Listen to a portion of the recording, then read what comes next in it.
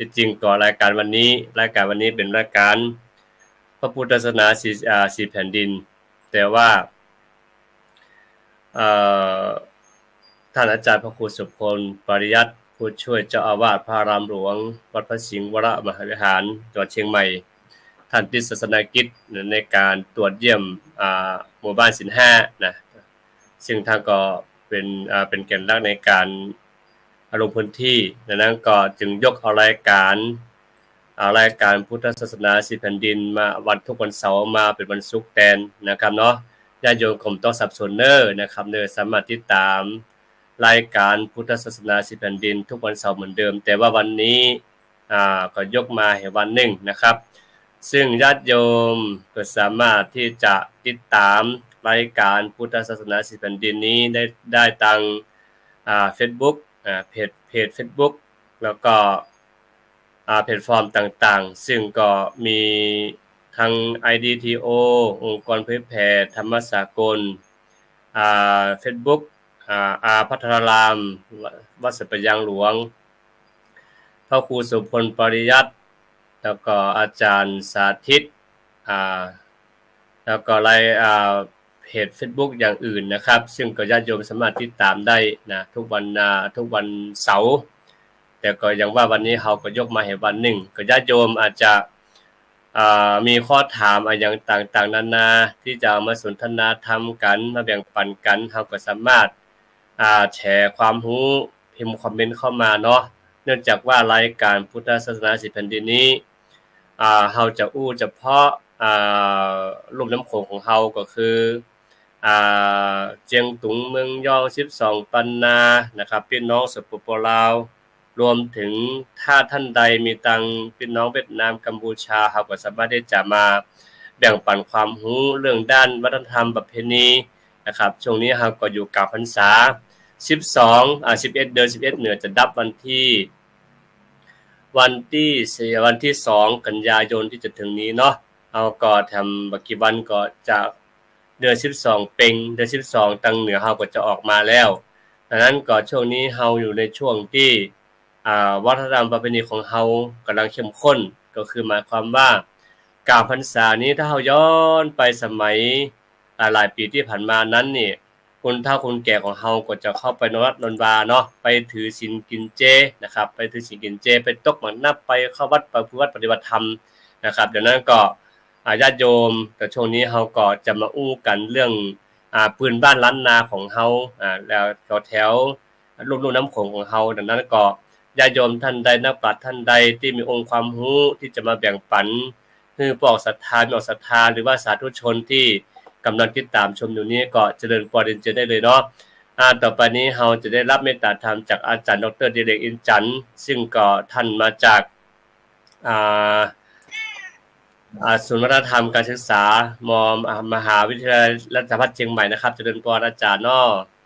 นมัสการท่านพระอาจารย์นะครับและครูบาอาจารย์ทุกท่านนะครับสวัสดีท่านผู้ฟังทุกคนนะครับก็ยินดีครับดีใจที่ได้มาร่วมรายการแล้วก็อยากความจริงอยากจะเชิญท่านผู้รู้นักปราชญ์ท่านอื่นๆเข้ามาร่วมเสวนาเสงกันเรื่องปืนบ้านปืนเมืองเรื่องพุทธศาสนาเรื่องวัฒนธรรมประเพณีมันน่าจะเกิดองค์ความรู้ร่วมกันครับสาธุครับเป็นอาจารย์วันนี้ไปจังได๋พ้องช่วงนี้ก็ต้องแจ้งข่าวนิดนึงครับตอนนี้เราจะกำลังประชุมเตรียมการประชุมสัมมนาวิชาการนะครับด้านศิลปะวัฒนธรรมเราจะจัดประชุมวิชาการระดับชาตินะครับในช่วงเดือนธันวาครับโดยจะเน้นเรื่องของการเอาองค์ความรู้หรือทุนทางวัฒนธรรมมาต่อยอดเชิงสร้างสรรค์สร้างนวัตกรรมหรือสร้างซอฟต์พาวเวอร์ครับตามกระแสที่เอาใจเนี่ยอย่างใดเอาองค์ความรู้ทุกพื้นบ้านเฮาเอามาทำให้คนรู้จักมันเป็นเสน่ห์เป็นเอกลักษณ์ของเฮาหรือว่าบางครั้งอาจจะไปต่อยอดทางเศรษฐกิจการค้าหรือว่าการออกแบบผลิตภัณฑ์ครับเดี๋ยวจะมีประกาศเชิญชวนอย่างเป็นทางการแห่งกรรมหนึ่งครับเนาะเฮาก็มาอู้กันเรื่อยๆเนาะเฮาก็จะบอกกล่าวพี่น้อง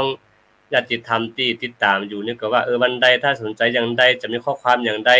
มีแนวทางอย่างใดติดตามอย่างใดหรือท่านใดที่จะเสนอบทความก็สามารถที่จะนำเสนอบทความได้เนาะอันนี้ก็ถือว่าเป็นข่าวดีนะผู้ศรัทธาทั้งหลายหรือว่านักปราชญ์ทั้งหลายที่หาพื้นที่ในการเสนอบทความเพื่อจะ เพื่อจะอะไรบางเรื่องก็เพื่อต้องการจบเนาะบางทีก็มีผลต่อการจบตัวนั่นก็นักปราชญ์ท่านทั้งหลายครูบาอาจารย์ทั้งหลายที่กำลังเรียนอยู่หรือว่านิสิตนักศึกษาที่กำลังเรียนอยู่ก็สามารถที่จะส่งบทความเข้าไปเสนอนะครับเนาะแล้วก็ติดตามต่อไปเนอนะครับเนอซึ่งเฮาก็วันนี้อาจารย์ขอกราบนมัสการอาจารย์ดวงทิพย์นะครับวันนี้ได้รับติดตามธรรมจากอาจารย์ดวงทิพย์นมัสการอาจารย์ครับครับผมครับถวายความเคารพอาจารย์ท่านจะอยู่กับครับผมเจริญพรอาจารย์ดร.ดิเรกอินจันทร์และก็ญาติโยมทุกท่านเลยฮะที่กำลังรับฟังรายการพุทธศาสนา10 แผ่นดินทุกท่านเลยนะครับวันนี้มาช้าหน่อยครับผมเป็นไงครับดีกว่ามาครับผมคิดถึงอยู่อาทิตย์ที่แล้วก็ได้เข้ามานะญาติโยมถามหานะครับอาจารย์ครับผมเป็นไงบ้างครับอาจารย์ช่วงนี้ที่สถานปัตตานีพ่อครับวันนี้ครับผมที่นี่ก็ตอนนี้ก็พอเรื่องฝนตกอะไรต่างๆก็เริ่มหายไปแล้วครับก็เริ่มกลับมาฮ้อนเหมือนเดิมก็ฝนฟ้าอะไรต่างๆก็เริ่มจะเข้าที่แล้วเมื่อก่อนนี่ฝนมันตกทุกวันนะครับที่ต่อกันประมาณเกือบ10 วันเกือบนะการทำการไปมาการอย่างต่างๆมันก็ลำบากครับตอนนี้ก็มีการเรียกว่ากลับเข้ามาเป็นปกติคนก็ทำมาหากินง่ายขึ้นแล้วก็พระเนรก็มาห้ามมาเฮียนก็ค่อนข้างที่จะสะดวกมากขึ้นกว่าเดิมน้อยครับตอนนี้ก็มาเฮียนไปเรื่อยๆครับมาเฮียนเรื่อยๆตัวนี้ก็มาเรื่อยๆเฮียนมาแล้วจะถึงเดือนแล้วครับเฮียนมาถึงได้เดือนตั้งแต่เข้าพรรษามาแล้วนะครับครับผมก็เป็นที่น่ายินดีเนาะอาจารย์เนาะคือพระหนุ่มน้อยของเฮาสนใจการศึกษาอาจารย์เนาะสนใจด้านการศึกษาแล้วก็เพื่อจะสืบทอดเจตนารมณ์ของพุทธศาสนาของเฮาต่อฮือยืนยาวนานต่อไปเนาะซึ่งเฮาก็อันนี้ก็คือพระอาจารย์ดวงทิพย์ก็คือเป็นบุคลากรทางศาสนาที่สามารถนำองค์ความรู้ที่ได้ศึกษาเราเรียนมาเมื่อแบ่งปันแล้วก็ไปปลูกฝังหรือว่าไปแบ่งไปสั่งสอนแก่ศาสนทายาทของศาสนาต่อไปและทีนี้วันนี้เฮาอู้กันบ่อู้กันเรื่องครับอาจารย์เฮาจะอู้เรื่องประสบการณ์ที่เฮามานี่แหละเรื่องบอกไฟอาจารย์ฮู้อาจารย์มีประสบการณ์พร้อมกับคำนี้เรื่องเฮาเป็นเนนน้อยสมัยเนนน้อยจุดบอกไฟเนาะที่บอกไฟแข่งกันนี่นะครับอาจารย์ผมมีประสบการณ์ครับวันนี้อาจารย์เล่าก่อนครับผมครับก็ถ้าพูดถึงเรื่องของบั้งไฟนะครับหรือว่าในเรื่องของพวกบอกไฟนี่นะถามว่าจริงๆแล้วประสบการณ์จริงๆก็ไม่ค่อยเรียกว่าคือไม่มีจริตนะไม่มีความจริตทางนี้ด้านนี้โดยตรงนะครับทางเป็นบอกไฟบั้งไฟหรือว่าเป็นโคมไฟต่างๆเนี่ยแต่โคมไฟนี่ก็พอที่จะมีเรียกว่าจะมีความสนใจอยู่ว่าเขาทำไมต้องเวลาออกพรรษานี่ต้องปล่อยโคมไฟลอยบนฟ้าไปบูชาพุทธเจ้าลงมาจากสวรรค์ชั้นฟ้าชั้นดาวดึงส์นี่นะแต่ว่าบั้งไฟนี้สมมติก็คือจะเป็นช่วงเวลาสมมติตั้งธรรมวิสันดรชาดกเนาะตั้งธรรมมหาวิสันดรชาดกเนี่ยก็จะมีการจุดบั้งไฟจุดบั้งไฟเนี่ยที่เป็นกระบอกด้วยนะบั้งไฟนี่นะไม่ใช่บั้งไฟที่มันเรียกว่าเหมือนจรวดนั่นไม่ใช่นะอันนี้บั้งไฟแบบที่เขาบูชาคาถาปันเนาะอีนานเนาะเป็นคาถาปันเนาะจะโยมจันทร์เด็กคาถาปันก้านกรก้ายน่ะใครก็ได้คือถ้าช่วงเนี้ยถ้าเรามาดูในแถบอาเซียนเอเชียตะวันออกเฉียงใต้เนี่ยในแถบรัชเฉพาะในแถบรัชฉานน่ะ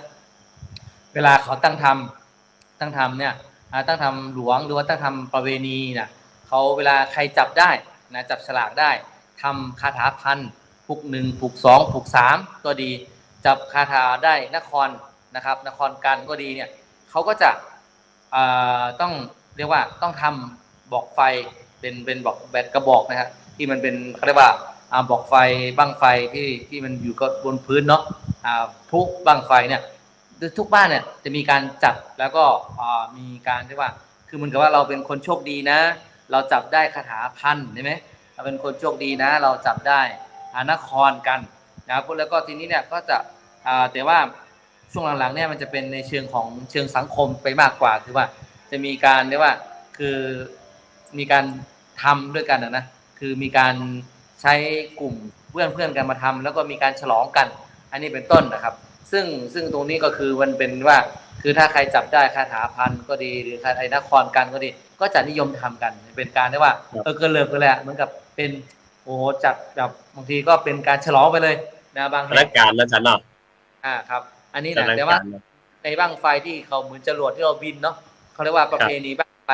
ที่มันเป็นถ้าว่าเมืองยองเนี่ยแต่ถ้าผมมาดูเมืองยองเนี่ยจะมีเยอะเยอะกว่าตุ่งและบั้งไฟที่มันบินนะบั้งไฟที่มันเรียกว่าบั้งไฟหางยาวเนาะบั้งไฟหางยาวเนี่ยจะมีเยอะกว่าเชียงตุงแต่แล้วเชียงตุงเนี่ยจะนิยมบั้งไฟที่มันเป็นพุไฟมากกว่านะครับแล้วก็ถ้าเป็นบั้งไฟของหางยาวเนี่ยที่เชียงตุงเนี่ยเขาจะนิยมทำกันช่วงเขาเรียกว่าประเพณีปล่อยกลุ่มปล่อยบั้งไฟปล่อยกลุ่มไพ่ปล่อยนี่จะอยู่เดือน7เดือน8นะครับเดือน7เดือน8ก็อยู่หลังสงกรานต์ประมาณ1เดือน2เดือนเนี่ยจะเป็นประเพณีบูชาพระเจดีย์เนี่ยเขาถ้าเจดีย์เนี่ยมันจะส่วนมากแล้วเจดีย์เนี่ยจะอยู่ในเขาว่าอยู่ในระหว่างหมู่บ้านหรือว่าบางทีก็อยู่ห่างมาจากวัดเนาะเจดีย์เนี่ยบางแห่งจะเป็นเจดีย์ประจำอำเภอเจดีย์ประจำตำบลอะไรพวกเนี้ยเขาก็จะอยู่ห่างออกมาแล้วทีนี้มันจะรอบๆไปด้วยนาเขาก็จะมีเขาเรียกว่าเป็นห้างเนาะห้างร้านจะจุดบั้งไฟนะทำขึ้นมาแล้วก็ไปจุดบั้งไฟขึ้นไปนะครับนี่แต่ว่าผมเองน่ะผมเป็นคนที่ไม่ค่อยชอบไอ้พวกนี้เท่าไหร่ก็แต่ว่าก็เข้าไปดูอยู่ก็ไปศึกษาไปดูแต่ว่าในประสบการณ์ไปทำเองไหมไม่เคยทำเลยครับผมไม่เคยทำนะไม่เคยทำด้วยตัวเองผมไม่เคยแต่ว่าผมแค่เห็นว่าเขามีอุปกรณ์ใช่ไหมบั้งไฟที่เป็นผู้ไฟเนี่ยมันมีอะไรบ้างมีก้านมียางมีเด็กบางทีเขาใส่ให้มันเป็นดอกไม้เนาะให้มันมีสีขาวสีอะไรพวกเนี้ยเด็กเขาก็จะเอาขวดน้ำโค้กบ้างอะไรบ้างใช่ไหมไปทำให้เป็นชิ้นเล็กๆแล้วก็ใส่เข้าไปผสมฮะอันนี้พวกนี้แต่ส่วนบั้งไฟที่มันเป็นบั้งไฟจรวดนี่นะบินได้เนี่ยก็เข้าไปดูได้เมื่อก่อนเนี่ยมันมีเพื่อนกันคือตุ้ยหลงนวลเป็นวิปัสสนาจารย์นะครับเมื่อก่อนเนี่ยเขาเป็นคนที่ชอบมากคือทุกครั้งที่มีงานบั้งไฟจะเห็นท่านตลอดแต่ว่าหลังท่านผันตัวมาจากไอ้นักพระสงฆ์บั้งไฟมาเป็นวิปัสสนาจารย์นะครับอยู่ในท่านอันนี้ก็เห็นนะครับแต่ว่าอย่างที่ว่าพระอาจารย์บรเชษฐ์กับพระอาจารย์ดมเดชคือไอ้พวกเนี้ยเราจะเห็นว่าในแต่ละงานเนี่ยมันจะเป็นงานที่ว่าคือรวมกลุ่มแล้วเป็นเรียกว่าเป็นสามัคคีนะฮะเป็นยูไนเต็ดคือสามัคคีกันชุมชนมาร่วมกันเหมือนกับเป็นทำให้การดึงดูดเยาวชนพระอาจารย์ครับเพราะว่าถ้ามีพวกนี้เนี่ยบางทีเยาวชนบอกเข้าวัดนะครับถ้ามีพวกนี้ก็เยาวชนก็มีความสนุกสนานรื่นเริงอาจจะอิงธรรมะบ้างอิงสนุกสนานไปบ้างแต่ก็ยังได้อย่างน้อยก็คือได้เฉียดธรรมะนะครับอาจารย์ครับครับสาธุครับอาจารย์ดิเลกอยู่ในห้องครับประสบการณ์ครับผมผมก็ได้ความดีคือเขาต้องบอกคือพระน้อยกับเฝ้านี่นะเจ้าก็บอกไฟนี่นะมักจะเป็นของกูเล่นกันนะแบบว่าพระเน้นเถนน้อยอยู่ตามวัดเนี่ยการละเล่นสิ่งที่ม่วนที่เราคอยนี่ก็คือไอ้จุดแปลงเฝ้าแปลงระเบิดแปลงบอกไฟเนี่ยมันกลายเป็นการม่วนกันเล่นที่ผ่านมานะครับแต่บ้านผมเดิมผมอยู่ลงกวางเมืองแปรเนี่ยกับบ่ลำมันก็มันบ่ได้มีประเพณีที่ชัดเจนเมื่อนานเขาก็จุดบอกไฟแข่งกันเตือนนึงแต่ผมไปหันอย่างที่ว่าการเดินทางไปเมืองยองหรือเมืองเชียงตุงทัดฉาเนี่ยผมก็จะหันว่าแต่ละวัดโดยเฉพาะล่าสุดเคยจำได้ก็คือวัดพระธาตุเปียงใจครับที่เชียงตุงอันนั้นก็จะมีกลางซึ่งเท้าเป็นกลางแบบแปลงเป็นอย่างดีแล้วนะกลางสำหรับการปล่อยบอกไฟขึ้นนะครับอันนี้ก็เคยหันแล้วเป็นพระน้อยนี่ก็ขามก็เคยครับตึงบอกไฟดอกตึงบอกไฟขึ้นแต่ส่วนมากจะเน้นบอกไฟดอกเอาไปซื้อมาดซื้อเฝ้าซื้อซื้อไปกระทั่งเศษอลูมิเนียมเศษอย่างต่างๆเนี่ยเอามาผสมเพื่อให้มันบอกไฟดอกมันมีสีมีสันงามแล้วก็ความจริงมันก็มีเทคนิคนะว่าบอกไฟดอกนี่จะต้องแปลงอย่างใดเนี่ยอย่างใดให้มันขึ้นสูงหรือเมื่อมันดอกเป็นสีเขียวสีแดงสีเหลืองเขาก็จะมีสูตรแต่ส่วนมากผมก็น่าจะยังพระอาจารย์ดงติพของผมเป็นสลาเก้าแต่ว่าเข้าไปแวดหวานๆไปจ่วยเขาตอกเขาตามห้องนะครับบางทีไปจ่วยตัดไม้สางไม้ไผ่หกไม้เฮี้ยเนี่ยครับใหญ่ๆเอามาทะลุปองแล้วก็เอากระป๋องเอาปากกระป๋องเนี่ย1กระป๋องตวงที่เขาผสมไว้แล้วเนี่ยเอามาใส่แล้วก็ตอก100 ปอกกะ200 ปอกก็คือตีนะครับวนรอบอย่างนั้นเนี่ย แต่ว่าโดยในแท้ๆแล้วบ่แม่นศาลาบอกไฟแต่เคยไปร่วมกับเขาแปลงเป็นบางเตื้อครับครับโอ้สาธุครับได้รับความรู้จากอาจารย์ดนตรีแล้วก็อาจารย์ดิเรกเนาะซึ่งอันนี้คือถ้าคนโบราณกาลนี่ผ่านมานี่คือส่วนมากจะจะเคยผ่านนะจะเคยผ่านองค์ความรู้เพราะว่าองค์ความรู้นี่อยู่ในวัดในวาเนาะอาจารย์ดิเรกอาจารย์ดนตรีเนาะคือศิลปะเหล่านี้บอกว่าฟ้อนเจิงก็ดีเล่นบอกไฟก็ดีกองมองเชิงก็ดีเนี่ยส่วนมากก็จะอยู่ในวัดในวานั่นคือจากประสบการณ์จริงๆอย่างผมเองนะอาจารย์ดนตรีก็อาตมาเองนะอาจารย์เด็กซึ่งก็ใจสลักเก้ากับมือสลักเก้าอ่ะมันคือมันเริ่มต้นตั้งแต่แปลกดินไฟอาจารย์คือเอาตั้งแต่เอาขอไปเจาะเอาอันขี้ดินหน้างัวดินพื้นเฮือนอาจารย์ดนตรีอาจารย์เด็กเอามาแล้วเนี่ยเขาต้องแปลงกลางแล้วก็เสียดายมันได้เอาที่จริงมันทึกไว้อยู่แต่ว่าไม่ได้เอาเข้ามาให้ดูเนื่องจากว่าคือขั้นตอนจากนั้นอ่ะเอามากันก็คือกันกี่วันถึงจะเพียงพอต่อการหุงต่อการกันเอาน้ำมาแล้วก็คุงเป็นคล้ายๆน้ำอ้อยนะอาจารย์จะเด็กจะดูทิปกันมาแล้วจนเอาไปเทใส่บอกไม้ไผ่อ่ะไม้ไผ่แล้วปุ๊บแล้วก็ไว้คืนนึงปุ๊บตอนจ้ำมาเฮาลุกไปถอกไปเทออกนะมันจะได้ดินประสิวมาเป็นก้อนๆไปเลยนะฮะนี่คือถ้าสมมุติว่าปีนึงเฮาจะปีหน้าเนาะปีหน้าเฮาจะปล่อยหลวงเนาะปล่อยกุฏินะอาจารย์ที่อาจารย์ดิเรกก็จะแบ่งจุกันละปีนี้สมมุติวัดเฮามีตู้เจ้า100จุละ10คนมีหัวหน้าจุเหี่ยนะสละเก้าอ่ะนะเฮาเป็นน้อยๆนี่ขึ้นมาอย่างเดียวอ่ะขึ้นมาต่ำเป็นไฟอย่างเดียวอ่ะคือพอหุ้นมันตื่นเต้นนะอาจารย์ดิเรกอาจารย์ทุกทิศมันตื่นเต้นแล้วก็ทำเฮาก็เตรียมตัวเต็มที่เหมือนกันไปจะเอาทานหยังได้เอาไม้หยังอีเนาะเอาไม้หยังแล้วต่ำดินไฟมันจะว่าต่ำแค่ฐานเดียวนะฐาน2ฐาน3ฐาน4ถ้าฐาน4ก็ใส่ฐานไฟน้อยนึงใส่เยอะหน่อยหมายถึงว่าฐาน4เนี่ยเอาไว้หัวสุดๆเลยเพื่อเวลามันลงมามันจะได้โป่งเป็นควันหางยาวมันลากหางหรอหรือว่าดอกไฟลากหาง มันจะลากเป็นควันขาวนะเพราะฉะนั้นเวลาควันขาวๆสุดๆเนี่ยมันจะเอาถ่านที่เป็นขาวๆคือไม้มะเฮกหรือไม้บะกอแต่ถ้าถ่านไม่เล็กแล้วมันจะดำมันแตกและส่วนผสมของมันนะอันนี้จะว่าบ่อยขึ้นนะบอกไฟขึ้นนี่คือจะค่อนข้างจะมีหลายเล็กหน่อยหลายเล็กคือหมายถึงว่าบางทีจีนะทีนี้ขอเท่าความไปนิดนึงว่าพอเป็นละอ่อนน้อยเนี่ยอาจารย์ดิเรกอาจารย์ดวงทิพย์คือผู้จะบอกไฟเฟืองก่อนบอกไฟเฟืองคือเวลาพ่อแม่เกี่ยวเข้ามาเนี่ยเขาชอบไปเล่นนะครับอาจารย์ดิเรกอาจารย์ดวงทิพย์แล้วก็เอาก้อนดินก้อนเดียวปั้นเป็นลูกเป็นน้อยๆก็เอาฝานต่อเฟืองฝานต่อเฟืองให้มันแบบคล้ายๆยังปาดปลายมันช่วยๆหน่อยแล้วก็เอาปาดแล้วก็เอาไปแตะกับติดกับดินก้อนดินน่ะอาจารย์ดิเรกอาจารย์ดวงทิพย์ที่ก้อนดินแล้วก็มันแวดปุ๊บก็เอาฟันเจือกอย่างดีๆเปียงบวงนี่นะเอาเขว่งนี่ฟันดูมาเวลาปล่อยเจือกไปปุ๊บมันจะหลุดออกจากเจือกไปมันดังวังหรออาจารย์อันนั้นคือผมก็เคยเล่นน่ะโอ้โหมาโว้ผมไม่แน่ใจนะครับมันจะดังแล้วหมุนมันจะดังเสียงแล้วเขาปล่อยไปทั้งวงแล้วเทคนิคนี้เขาก็ใจก็บอกไฟใหญ่นะครับที่ว่าเวลามันขึ้นไปปุ๊บว่ามันจุดไฟปุ๊บมันขึ้นปื๊ดไปถ้ามันตกลงมาเนี่ยแล้วมันจะมีมัดกระบอกไม้ไผ่เส้นสั้นยาวต่างกันนะแล้วเวลามันลงมามันจะดังวู้วู้วู้นะครับผมจำได้น่าจะอันตัวอันนั้นแหละคือลักษณะคือการที่เห็นฮู้เนี่ยมันเป็นการฮู้โดยจากผ่านการที่วันนี้อาจารย์ปิโรวิทย์มาด้วยนะวันนี้ก็เฮาได้องค์ความรู้ขอต้อนรับเป็นนามปิโรวิทย์ก่อนอันนี้ยุทธแชร์ไว้ก่อนเดี๋ยวก็แชร์ทีหลังนะพี่นานสาธุพี่นานตั้งตาญาติโยมจะทำก่อนครับผมสวัสดีครับพี่นานวันนี้ไปได้พ่องวันนี้เมาหัวกับเรื่องอยากพานิสิตไปช่วยพี่น้องตอนแรกตั้งใจว่าอยากจะพานิสิตไปช่วยพี่น้องต้าวังผาล้างขี้เปอะบ้านก็เลยเห็น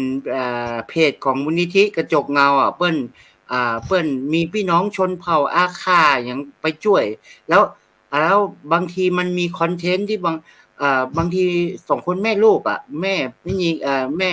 แล้วก็ลูกเป็นไม่ยิงอ่ะมี2คนแล้วก็ต้องดูแลแล้วก็เจอน้ำท่วมก็กะว่าจะละเกือบตายละหนีน้ำขึ้นบนคือหลังคาเพิ่นเนี่ยแล้วก็พอน้ำแห้งแล้วจะล้าง2คนบ่ไหวแน่นอนแล้วก็บ้านคนอื่นๆญาติคนอื่นก็ก็ก็โดนขี้เบิกเหมือนกันเนี่ยพอจะไปไปขอจ้างบริษัทที่เพิ่นล้างกับเพิ่นจะเอาวันละ 2,200 ก็อีกก็เลยบัดนี้มันมีกลุ่มจิตอาสาของมูลนิธิกระจกเงาแต่มีหลายน่าจะมีหลายกลุ่มแต่ที่ปรากฏในเฟซผมเป็นมูลนิธิกระจกเงาพอดีเป็นมูลนิธิที่ผมเคยไปรักษาไปดูงานเพิ่นมีสำนักงานอยู่ที่จังแม่ยาวเจียงไฮ้แล้วก็อีกอันนึงเพิ่นจะมีสำนักงานอยู่แถวฝางอันนั้นจะดำเนินการเรื่องสิทธิสาธารณะบุคคลต่างฝางก็เลยหันแล้วมีความรู้สึกว่าเข้าของกินเสื้อผ้าอย่างนี้ก็มีเยอะละผมก็อยากจะพานักเรียนเรานักนิสิตเราที่เป็นจิตอาสา5คน10คนไปช่วยเป็นล้างได้5หลัง10หลังก็น่าจะสัก2วันก็น่าจะได้บุญได้กิจกรรมเนาะเงินเฮาบ่มีขนาดรถจะไปเฮายังบ่มีเนาะก็เลยวันนี้ก็เลยมัวแต่ประสานงานเกี่ยวกับเรื่องอยากจะไปแล้วก็โทรเข้าที่มูลนิธิน้องเนียบอกว่าเดินทางมาแล้วก็เขาก็บอกว่าถ้าเขาจะไปพักตอนนี้ที่ท่าวังผาเป็นไงบ้างแกบอกว่าทีมท่าวังผาบอกว่าล้างบ้านให้เกือบจะที่เพิ่นยื่นขอความช่วยเหลือมาเกือบหมดทุกหลังละแล้วก็ทีมที่ว่าท่าวังผาก็จะย้ายมาเจียงไฮ้เพราะว่าเจียงไฮ้แถวอำเภอเทิงเนี่ยเจอหนักในรอบ30ปีที่ผ่านมาเนี่ยบ้านบางหลังนี่รู้สึกว่าผมว่ามันไหลมาอย่างไรนะมันไหลมาแผ่วที่ท่าวังผาหรือน่านนะไหลมาแผ่วสุโขทัยพุ่นน่ะก็เขาบอกว่าบางเจ้าของบ้านมันมีคลิปอยู่เจ้าของบ้านเนี่ยคนนึงเอาเรือตัวบ้านที่มันไหลตามน้ำมาบ้านมาแตกอยู่ใกล้จะถึงสุโขทัยเนี่ยหมดใจเลยว่าคำแรกก็นึกว่ามันไปเกยที่ไหนตื้นที่ไหนก็จะได้เอาเข้าไปเอาเข้าของในบ้านเนี่ยในบ้านมาแตกก่อนสุโขทัยอันนี้ผมมุงว่ามันเป็นเส้นทางน้ำมาอย่างแล้วมันจะเป็นน้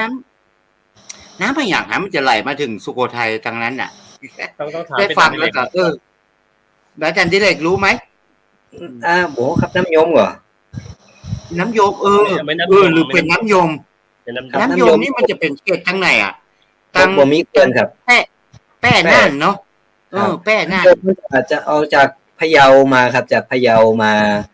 ต้นอาจจะอยู่ก่อนของเจียงไฮ้มาจากพะเยาแล้วผ่านแปดแล้วไปอุตรดิตถ์มาสุโขทัยครับน่าจะพี่น้องเฮาให้จะตังแป้หรือปรังพะเยาหรือเปล่าพะเยาก็โดนที่เขื่อนแตกนะก็เลยวันนี้ก็เลยคิดจะหาวิธีว่าเฮา1เฮาจะไปอย่างไรอันนี้นี่แก้บ่ได้จะไปอย่างไรนะอันที่2เอาว่าไปครับอันที่2นี่นี่ไปแล้วเฮาจะไปนอนที่ไหน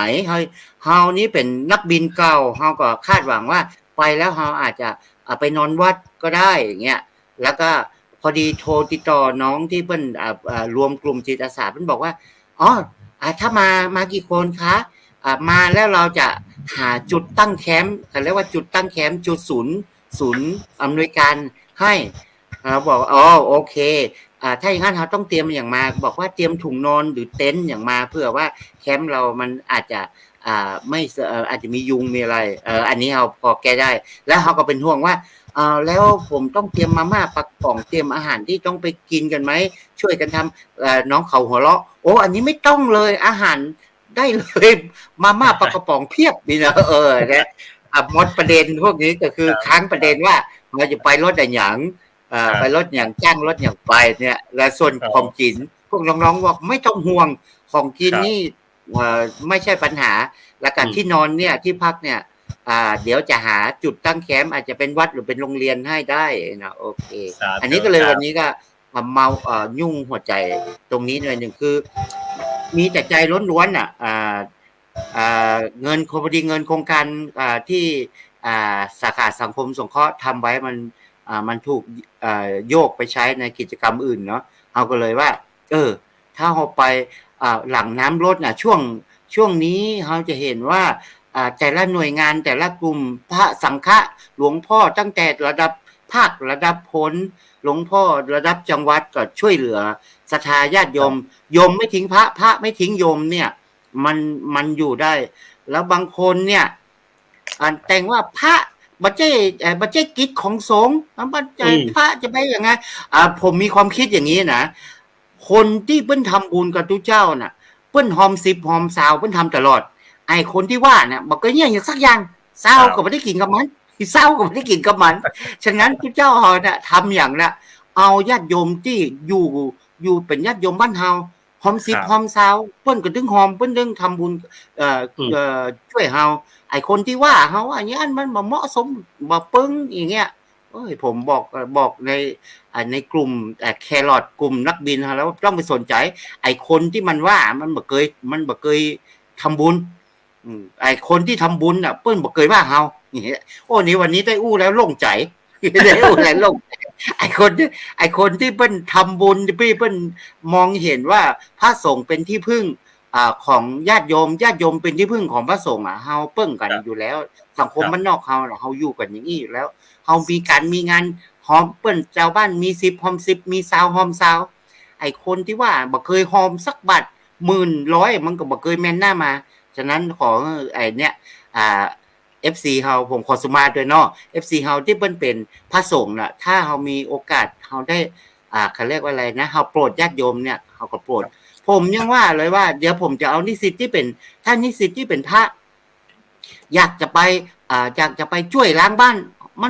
นก็ทำได้นะหรือจะไปล้างที่วัดก็ได้เพราะว่าหลายชุมชนวัดกับเกียงคอพระเจ้าไปเลยเขาก็น่าจะต้องไปช่วยเพราะว่าญาติโยมบางทีบ้านเปิ้นขี้เปิดก็เต็มอามะเนาะบางทีวัดเนี่ยลูกพระลูกเนรนี่อาจจะก็มีหลายอยู่แต่ว่าเขาได้ไปช่วยวัดช่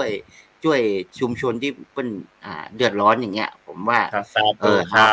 ดือนนิสิตเขาไปอย่างนั้นเลยนะครับขอบคุณครับถือว่าเป็นกิจกรรมที่ดีงามเนาะสำหรับที่คือเฮาคือเมตตาธรรมพระมหาศีเนาะคือเมื่อเห็นเปื้อนมนุษย์ของเฮามีความตกทุกข์ได้ยากเฮาก็บ่นิ่งดูได้เพียงแต่ว่าเฮาก็มีโอกาสก็ไป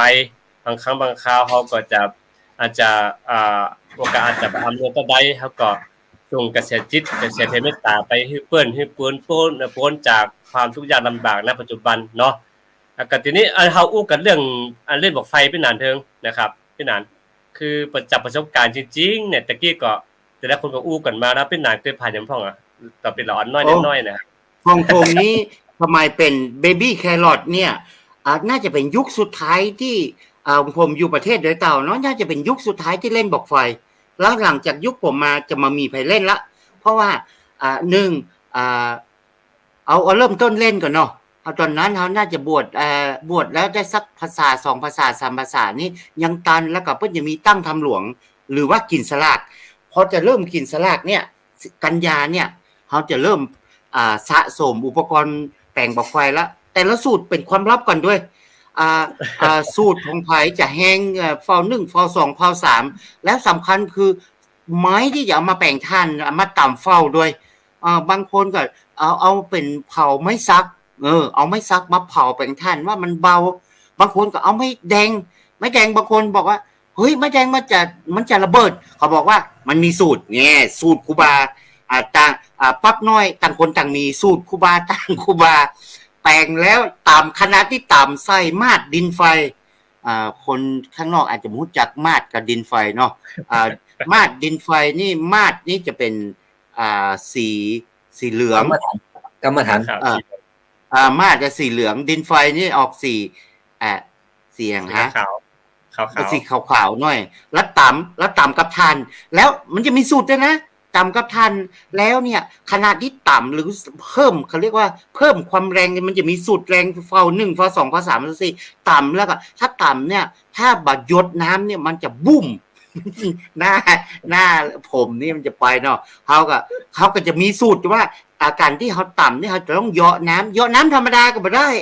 มันของผมนี่เป็นสูตรที่ไหนหมูครูบาอย่างหมูต้องไปเอาหัวกล้วยเน่ามาหัวกล้วยเน่าแล้วก็ คั้นเอาหัวก้นเน่าได้เป็นน้ำแล้วก็เอามาหยอดใส่เฝ้าเฮานี่สูตรนี้บางคนแต่ละคนมีสูตรบ่เหมือนกัน แล้วก็แป้งนี่ด้วยความที่เมื่อก่อนเฮาเป็นคนบ้านนอกและการซื้อมาดดินไฟนี่เฮาบ่ได้มีเงินนักเนาะแล้วการที่จะไปแป้งบอกไฟต้องตันบ้านผมมันจะเป็นบอกไฟต้องตันเนาะถ้าที่หาได้ก็จะเอาบอกไม้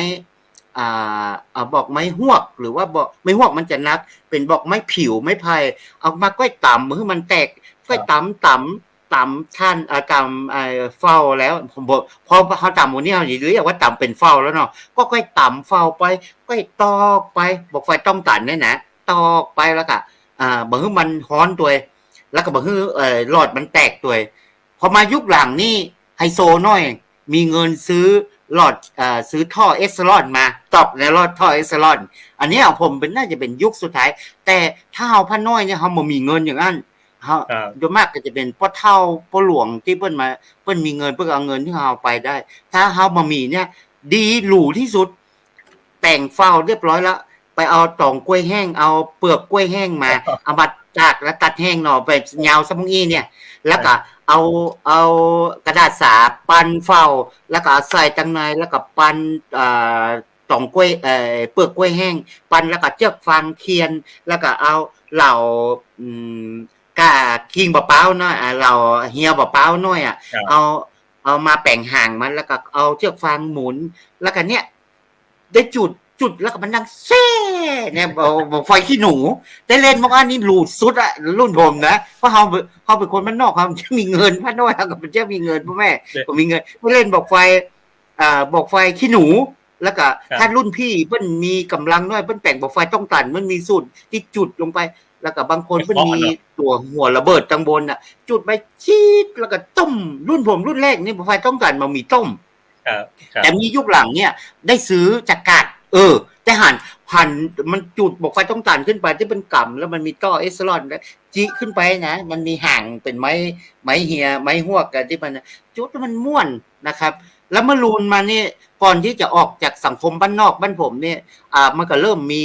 บอกไฟต้องตันแล้วก็มีบอกไฟกาดบอกไฟอย่างก็บอกไฟกาดที่มันมาขายนะที่มันเป็นอันหลอดสีแดงนั่นนะครับห่างสั้นมอกอี้มอกกันทูบนี่นะแล้วจุดมันวิดตึ้มเลยครับนี่คือผลงานครับจุดแล้ววิดปะตันแตกติดคามือเลยเนี่ยเป็นหอยอยู่ทุกวันนี้ไม่จีวรตัวบอกไฟอย่างว่าดร.เด็กที่มันสั้นๆมอกศอกเนี่ยแล้วก็ห่างมอกกันทูบนี่นะดอกสีแดงมันจะจุดขึ้นไปแล้วในกำแรกนะครับบักก้าเนาะต้องเอาใส่ขวดแล้วก็ดือปักเพราะที่วัดเขาจะมีกล่องทรายดีๆเอากล่องทรายพูนขึ้นมาแล้วปักแล้วก็จีแล้วก็ล่นมันจะวิดต้มเนี่ยนี่นะไฮโซที่สุดอะที่ในชีวิตเป็นพระน้อยผมที่ได้เล่นนะครับอันนี้เล่าฟังอย่างย่อๆแบบพิสดารครับอย่างย่อๆแบบพิสดารอันนี้ชีวิตได้เล่นบอกไฟมองงั้นแล้วก็ถ้าเป็นบอกไฟที่จะเป็นบอกไฟดอกที่มันจะจุดบูชาธรรมนั้นมักจะเป็นกลุ่มหนุ่มสาวหรือว่ากลุ่มคนเฒ่าแก่ที่เพิ่นแป่งจ้างเพื่อก็มาตอกที่วัดอย่างเงี้ยอันนั้นเนี่ยเพื่อเวลาฟังธรรมแล้วอย่างฟังธรรมอันนี้เป็งเนี่ยเพื่อก็จะจุดอันนี้จะได้สัมผัสอยู่เพิ่งมาได้เล่นบอกไฟดอกที่มันเป็นหม้อน้ำต้นมอกอี้นี่น่าจะเข้ามาอยู่ในเวียงแล้วล่ะปิ๊กบ้านนี้ได้ซื้อเล่นอยู่เพราะว่าอยู่ในเวียงเรียนที่ดอยสุเทพเปิ้นมีนิตยพัฒน์เรียนบาลีเนาะโอ้โหไฮโซด้วยหนึ่งได้ปรริญญาธรรมเนี่ยเปิ้นมีค่าเขาเรียกว่าอะไรนะค่านิตยพัฒน์ที่ได้ปรริญญาแล้วก็สอนหนังสือตัวได้ซื้อได้เล่นบอกไฟน้ำต้นบอกไฟอันนั้นเมื่อมาเรียนอยู่ในเวียงเนี่ยสมัยเมื่อน้อยนี่ได้พอได้ม่วนใจแล้วก็ได้ฟ้อนแวดหม้อน้ำต้นล่นแวดหม้อน้ำต้นบอกไฟดอกน้ำต้นนี่ม่วนละจีวรสบงไม้จ้างมันเพราะจีวรสบงสมัยนั้นเนี่ยสบงเขาใช้ผ้าอาบน้ำที่อยู่ในสังฆทานเหมือนไรรุ่นนุ่งเนาะมันทำผ้าเขาแป้งหรือว่าจัดน้ำพริกผ้าผมฮ้องสบงผ้าน้ำแป้งผ้าอย่างนี้นะแล้วนุ่งม่วนถ้าซักมันเมินแล้วมันนิ่มมีอยู่คืนนึงผมเอาเป็นผ้าเจ็ดตัวจนเต้าผมออกจากวงการนักบินผมใจว่ามันม่วนใจมันนิ่มคือเมื่อใจ ใจมโหทีนี้จะแข็งๆเลยนะอาจารย์เนาะก็อัลเทอร์เนทีฟ มันจะ เว แข็ ลาง ซับปุ๊บนี่มันจะแข็งๆมันจะบางๆเลยนะครับ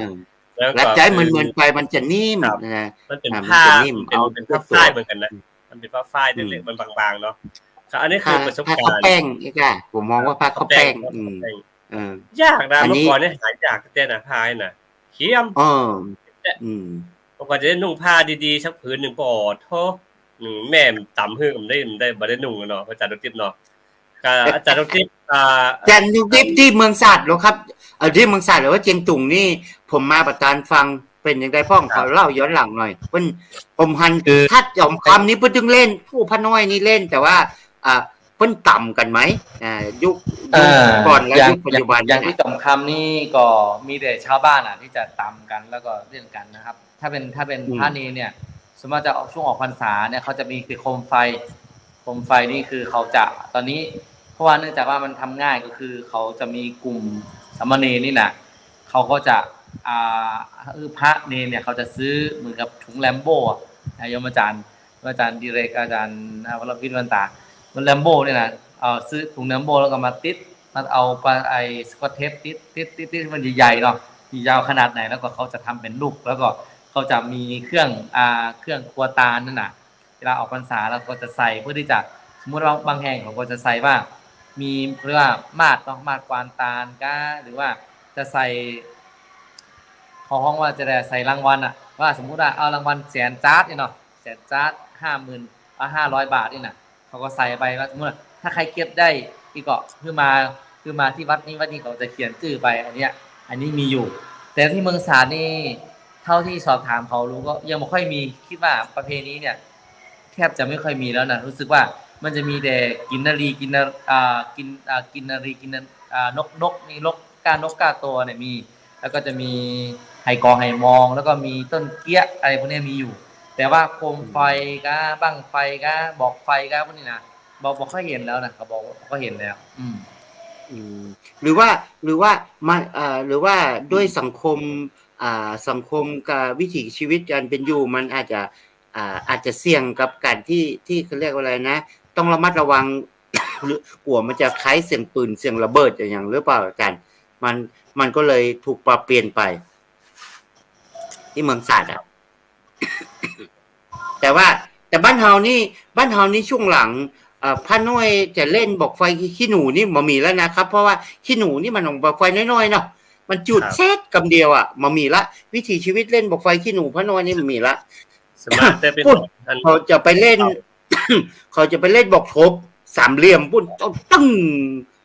อย่างเงี้ยนะมีแล้วก็แล้วก็นี่เปงนี่ก็ถ้านี่เปงแต่ว่ากินสลากนี่ก็บ่ค่อยนิยมที่จะไปจุดอันนี้ละที่ทางบ้านผมนะแต่มันจะเป็นนี่เปงนี้จะมีนี่เปงนี้ถ้าสมัยเป็นพระน้อยของผมนี่ซื้อกระดาษว่าวของอาจารย์ดร.ดวงทิพย์นี่เพิ่นเอากระดาษแลมโบ้เนาะอันนั้นมันจะเป็นคล้ายๆกึ่งพลาสติกบางที่จริงตุ่งเพิ่นมีแต่บ้านเฮาบ่มีอย่างนั้นเฮาก็จะซื้อกระดาษว่าวแล้วก็เอาถ้ามีเงินน้อยก็ไปซื้อข้าวแป้งแป้งข้าวนึ่งมาต้มเคี่ยวมันเหนียวแป้งกาวแล้วก็ตาหรือยากจนที่สุดสมัยพระน้อยแล้วคัดแป้งเล่นแป้งว่าวน้อยๆเล่นว่าวลมว่าเมื่อก่อนว่าวโคมไฟเฮาบ่มีว่าวไฟที่บ่อยเมื่อคืนเฮาบ่มีทางบ้านทางสายใต้บ้านผมนี่เริ่มเลิกแล่มเดิมทีเฮาบ่มีว่าวไฟนี่เหมือนฮับมาจากในเวียงเฮาบ่มีว่าวที่เอาจุดเมื่อคืนเฮาบ่มีเลยเฮามารับมาเมื่อรุนแล้วก็ยังแป้งว่าวเนี่ยที่ผมว่านะพระน้อยเนี่ยได้แป้งว่าวเฮาก็ซื้อกระดาษว่าวมาเป็นว่าว10แผ่นจะมาขนาดมากกว่าดีได้แป่งเป็นสี่เหลี่ยมแล้วมาปะกันกาวที่หาได้ตามธรรมชาติไปซีบะปินขออนุญาตบะปินก็คือมะตูมเขาเป็นสุกเหลืองๆแล้วก็ผ้ากางแล้วก็เอาไม้กั้นทูบป้องเอามาริวเอากาวตาโอ้โหมันตาแล้วมันติดขนาดว่าสิโอ้มันแล้วก็ถ้ารุ่นพี่ใจดีหรือว่าไปซื้อข้าวแป้งต้มข้าวแป้งเฮาตาเนี่ยนะอันนี้ก็นานแห้งถ้าเป็นข้าวแป้งนี่นะนานแห้งมันเหมือนยุคใหม่ที่เป็นยุคใหม่เพิ่นใจกาวลาเทคเนาะลาเทคนี่ยุคผมอยู่บ้านนี้บ่ค่อยได้ใจเหมือนกันที่ใจได้แป้งกับหมู่พ่อเฒ่าพ่อน้อยพ่อหนานนี่ ข้าวแป้งก้อยตาแล้วก็เอาตักในวิหารตักข้างนอกก็บ่ได้เดี๋ยวลมมันจะปิ๋วตักตั้งหนึ่ง3แผ่นกะ3แผ่นตั้ง3แผ่นหรือตั้ง3แผ่นแล้วก็เวลามาประกบกันให้เป็นแนวตั้งให้เอา3ตั้งเนี่ย3ตั้งแล้วก็เนี่ย3ตั้งตั้งบน2ตั้งกะอย่างเงี้ยแล้วก็แปลงสมัยก่อนเอาผ้าจีวรผ้าสบงอันเก่าเอาไปปั่นแล้วก็ไปต้มถ้าไฮโซน้อยหนึ่งแต่ว่าต้มนี้ถ้าเป็นขี้ผึ้งนี่มันขี้ผึ้งนี่มันก็หายากอยู่เหมือนกันนะขี้ผึ้งเตียนที่จะเป็นเตียนพรรษาเล่มใหญ่ๆเมื่อก่อนมันจะมีโรถ้ามีครับไปลักตัดกันมาแล้วมาต้มได้แต่ยังรู้ได้จุกน้อยๆอย่างเงี้ยถ้าเป็นเมืองยองเพิ่นใจไข่ควายนะครับอันนี้มันเพิ่นฮ้องกินกานะเป็นอาจารย์ติมเนาะกินกาอย่างพี่น้องไตที่เขาทำโคมใหญ่ๆนั่นน่ะเขาจะใช้กินกานี่ประมาณ3ถึง5จันแต่ว่าตะกี้ว่าอาจารย์บอกว่าว้าวนะที่นี่คือมันถึงโคมลอยของเขาเนี่ยโคมไฟของเขาเนี่ยแต่ที่หั่นเนี่ยคือทำประมาณ120แผ่นแล้วก็กินกาเนี่ยจะต้มผสมไข่ควายกับน้ำมันยางนาเนี่ยมันจะยางที่แบบเซราปีนะแต่เป็นยางที่เฮามาตาทำแบบเป็นหนาเหล็กไว้อย่างที่อันนั้นน่ะคือบกแล้วเอาเจาะไฟแล้วถึงจะเอาวันมื้อเช้าไปตักมาอันนั้นมาผสมเพราะเวลามันขึ้นไปที่ประกรรมหนึ่งเนี่ยมันจะมันเหมือนปัจจุบันเนี่ยแค่เอากระไรสู้แค่กึ่งเดียวเนาะแป๊บเดียวก็หมดละอ่ะแต่อันนั้นเนี่ยปะโทเอาใส่ระเบิดนะดังอย่างกับบัดทบน้อยเนี่ยตับเดี๋ยวน่ะเพราะมันสูงขนาดนักกว่าจะระเบิดได้น่ะเพราะ1ป้องกันคือว่าป้องกันแบบคือมันมาตกใส่หลังคาเฮือนถ้าตกใส่หลังคาเฮือนเมื่อก่อนนี่มันมุงด้วยคาเนาะก็ไม่เฮือนแล้วก็ทำปอเพิ่นจะนิยมปล่อยโคมไฟเนี่ยปล่อยเฉพาะกรรมษาเพราะหยังเพราะต้นไม้ใบแห้งต้นข้าวใบแห้งเพราะเดี๋ยวนี้มันจิทั่วไปแล้วครับจิปล่อยทั่วไปแล้วนั่นก็เดี๋ยวนี้เฮาสิแลบมาถึงโคมแล้วนะบอกไฟมันจบตั้งนะบอกไฟน้อยเนี่ยพระอาจารย์คือจะเล่านิดนึงคือพ่อแม่ชอบเดือดเพราะหยังไม่กับไฟเนี่ยเหลือเพราะหยังเอากระดาษกระดาษคำกระดาษเงินนี่นะมาปั้นหัวไม่ซี่กับไฟปั้นมาจุดแข่งกันซื้อมาไม่ได้ที่มาเหลือที่อันนี้กับกับไฟบ้านนี่นะหาไปได้หมดหรอพอเขาชอบเอาก้านยูน่ะเอาแปลงหางมันก้านยูเขาไม่กวาดให้นะเป็นเด็ดเอามาหน่อยนึงเป็นจุดว่าอันนี้เพิ่นฮ้องว่ามักง่ายเนาะขี้คันเหล่าก้านมะพร้าวตักแล้วพอฮับก็ก้านดำไม้กวาดมะพร้าวไม้กวาดแข็งไม้กวาดมะพร้าวมาแปลงนี่แหละครับทีนี้บาอู้ถึงว่าเป็นหน้าที่เพิ่นน่ะอู้ว่าตั้งแต่เขาได้ใจผมครับนะใจน้ำด้วยเนาะแต่ตัวนี้ยองนี้สัญญาณไม่ค่อยดีใจน้ำปุ่นขาวกับมาพริกแบบพริกแห้งมาแจ่จุบมาแจ่น้ำแล้วอันนี้คือเฉพาะต่ำที่เผาเน้นปืนนะเผาเน้นปืนแต่ถ้าว่าต่ำเผาบอกไฟทั่วไปก็อย่างที่อาจารย์เป็นอันเทิงอุ้มเมื่อกี้ว่ามันจะมีฐาน1ฐาน2ฐาน3มันก็จะมีผสมกันไปแต่ถ้าสมมติว่าเป็นถ้าสมมติว่าเป็นเผาเน้นปืนเนี่ยมันจะลดฐานน้อยลงเพื่อจะเพิ่มมากเข้าไปคือไฟมันแรงขึ้นเวลามันยิงปังเนี่ยมันจะจุดกับมาแก๊ปเนาะมาแก๊ปนะมันจะยิงปังเดียวก็มันก็จะสามารถจะติดไฟได้ไวอะครับอันนี้สูตรเมืองยองนะพี่นันพอที่สนใจพี่นันเทืองที่บอกว่ามันมีสูตรลับเนี่ยมันลับอย่างใดไม่จำได้ก็ครับบอกกับผมเนาะสูตรบอกไฟนะว่าเมินแล้วน่าจะเป็น20ปีเนาะผมเลยแล้วเฮาช่วงหลังเฮาตั้งตอนเป็นถ้าเป็นทุกเจ้าอย่างมาเฮาก็บ่ได้แปลงแล้วไงเพราะว่ามันมีขายสำเร็จแล้วอ่ะแล้วเฮาก็บ่ได้จดตัวนั้นสมัยนั้นเนี่ยถ้าไปถามพ่อเฒ่าพ่อน้อยพ่อหนานที่รุ่นเก่านี่มันจะตายไปแล้วเพิ่นรุ่นที่ได้แปลงนะมันจะมีสูตรแตกต่างนะเอาแปลงเฝ้านี่จะเอาท่านไม่ซักกาหรือท่านไม้ย่าเมืองย่าเมืองวายย่าเมืองหำบ้านผมย่าเมืองหำที่มันออกกับข้างหัวข้างต้งนะอันนั้นเอาตากแห้งแล้วมาเผาแล้วห้ามเผามันนั้นนะเผามันเป็นท่านเนี่ยสูตรบางคนอยากใช้ ใช้ถ่านไม้เมืองฮามบางคนจะเป็นถ่านไม้ซัก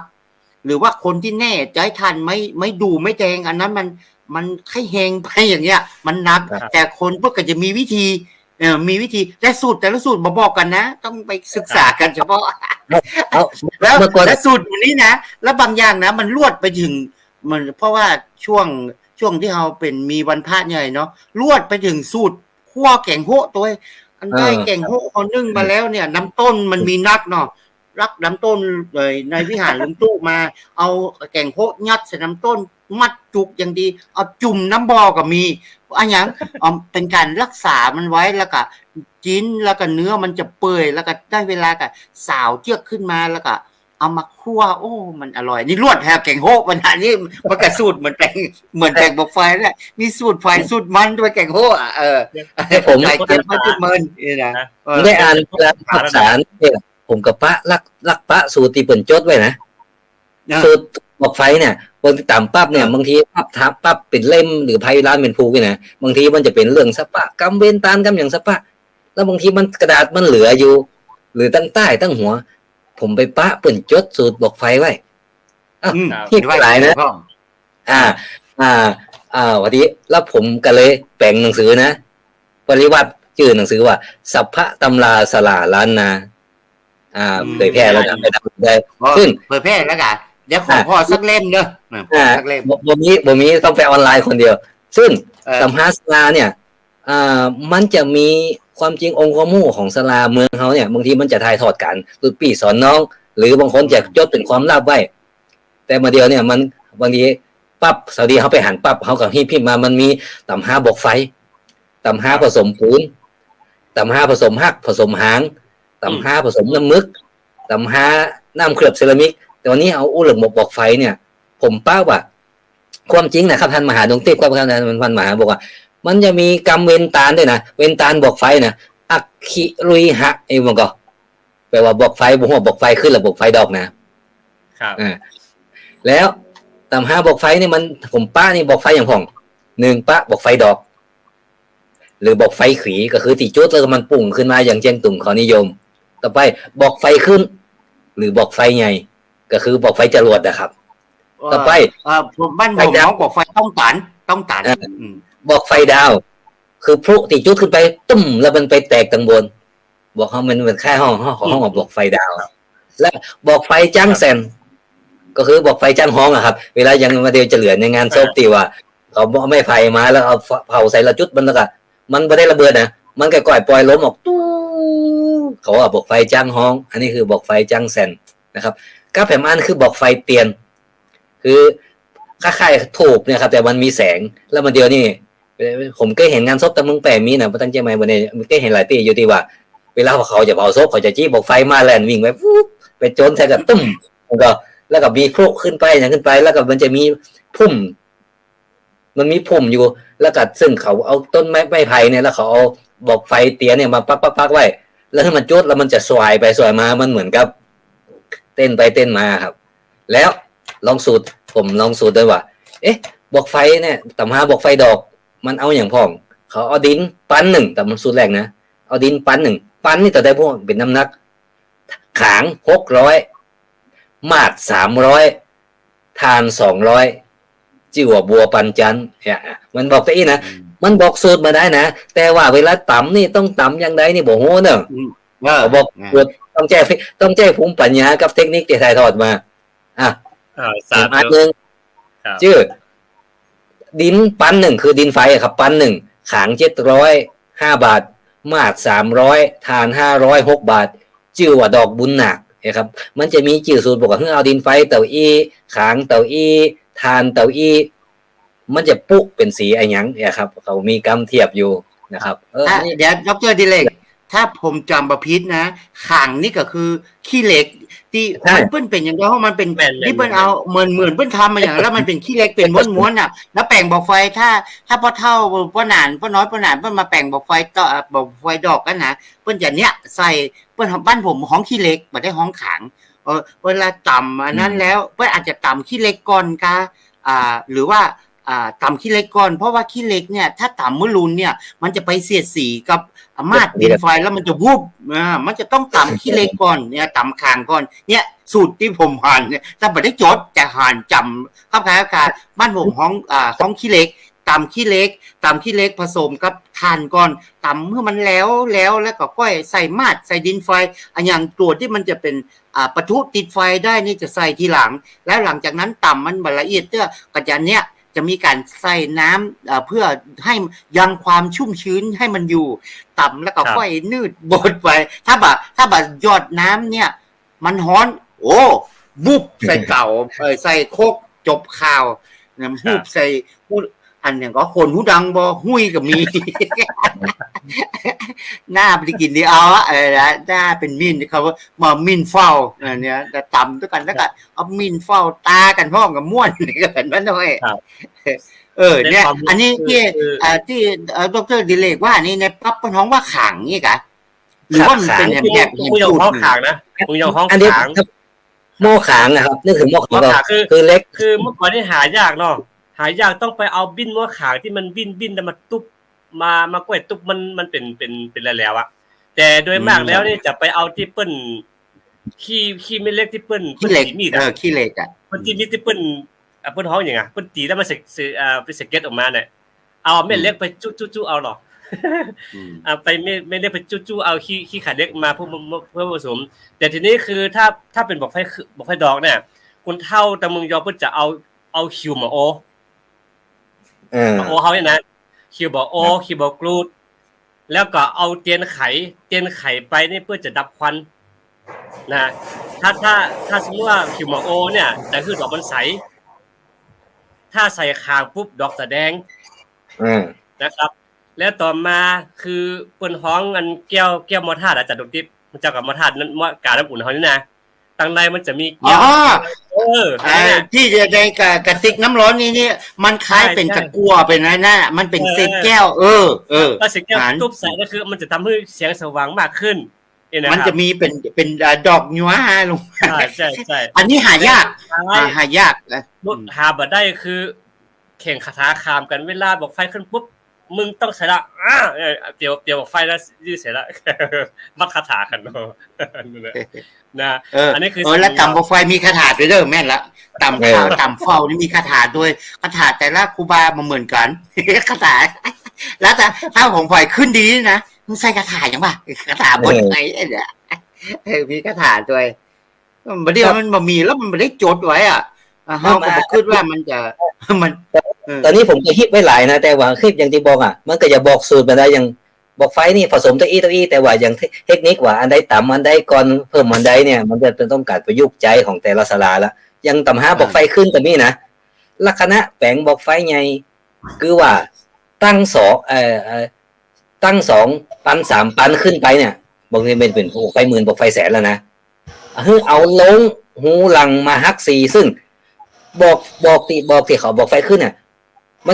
นมีเทคนิคแต่ว่ามันบอกนอกจากบอกปริมาตรแล้วนะต้องฮู้ว่าจุดคือไฟมันกินตะใดนี่นะครับหยอดไปปุ๊บคือไฟมันไหม้จากตรงใดคือไหม้จากตรงลุ่มขึ้นไปหรือไหม้จากตรงลงไปเพิ่นก็มีสูตรครับอันนี้ก็บอกไว้นะอันนี้ก็บอกไว้นักอยู่โฆษณาหนังสือนี่ก็ชื่อว่าสภาตำราสลาล้านนายครับคนไปใน Google มันดึงปะครับแล้วพอดีแผ่ไว้ละพออู้ถึงการเอาหูบอกไฟเนาะอาจารย์คือมันจะเอาปากมันจะเอาไม้วัดก่อนเนาะเอาไม้วัดปากขอบแล้วก็ฮัก5ฮัก3ฮัก9ถ้าฮัก7เนี่ยเล็กมันจะน้อยเดียวเหลือปลายหูพุ่นนะแต่ถ้าฮัก3ปุ๊บมันก็จะคือจะประมาณนี้เพื่อจะบ่คืออันมันระเบิดนะครับมันจะมีเล็ก1เพิ่นฮ้องเล็กไข่ตาดนะเนาะเล็กไข่ตาด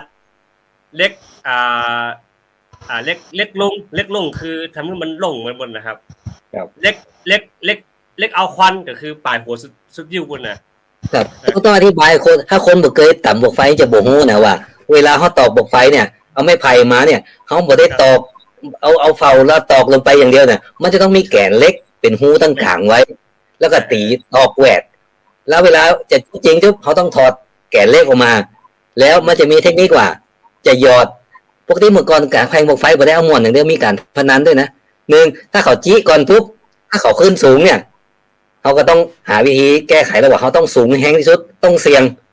ก็คือต้องกินให้มันแบบแห้งสุดแต่ถ้าเกิดอันแรกเขาแตกไปปุ๊บเนี่ยเขาก็กินเบาๆเอาหมอกขึ้นมันขึ้นครับประมาณนี้มันมีเทคนิคนะโดยเฉพาะบอกไฟ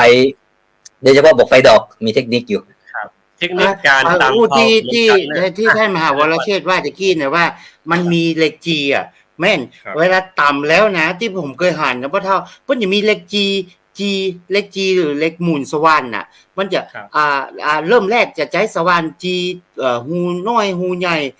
เพิ่นจะลั่นไปตามลำดับเพราะว่าเวลาเฮาใส่ชนวนมันน่ะเอาเสียบชนวนมันติดไปแล้วปุ๊บมันจะล่งประจำไส้กลางมันอ่ะล่องประจำไส้กลางซึ่งไส้กลางเนี่ยจีระดับรูแตกต่างกันแล้วก็เพิ่นจะเอาเฝ้าร่อนลงไปในก่อนแล้วก็เสร็จแล้วก็ถึงจะใส่ชนวนแล้วพอชนวนมันติดปุ๊บเนี่ยมันจะติดเฝ้าร่องกลางหูกลางลั่นอย่างที่ท่านว่าเนี่ยมันจะลั่นตามระดับมันจะต้องการอะไรอย่างแล้วก็บางคนคำนวณผิดพลาดเนี่ยพอคำนวณผิดพลาดใจหูน้อยแล้วมันไฟมันแห้งมันบัดตันก็เขาเรียกว่าสดตากตุ้มไปเลยนะเนี่ยมันก็อยู่ที่สูตรเหล็กจีขนาดไหน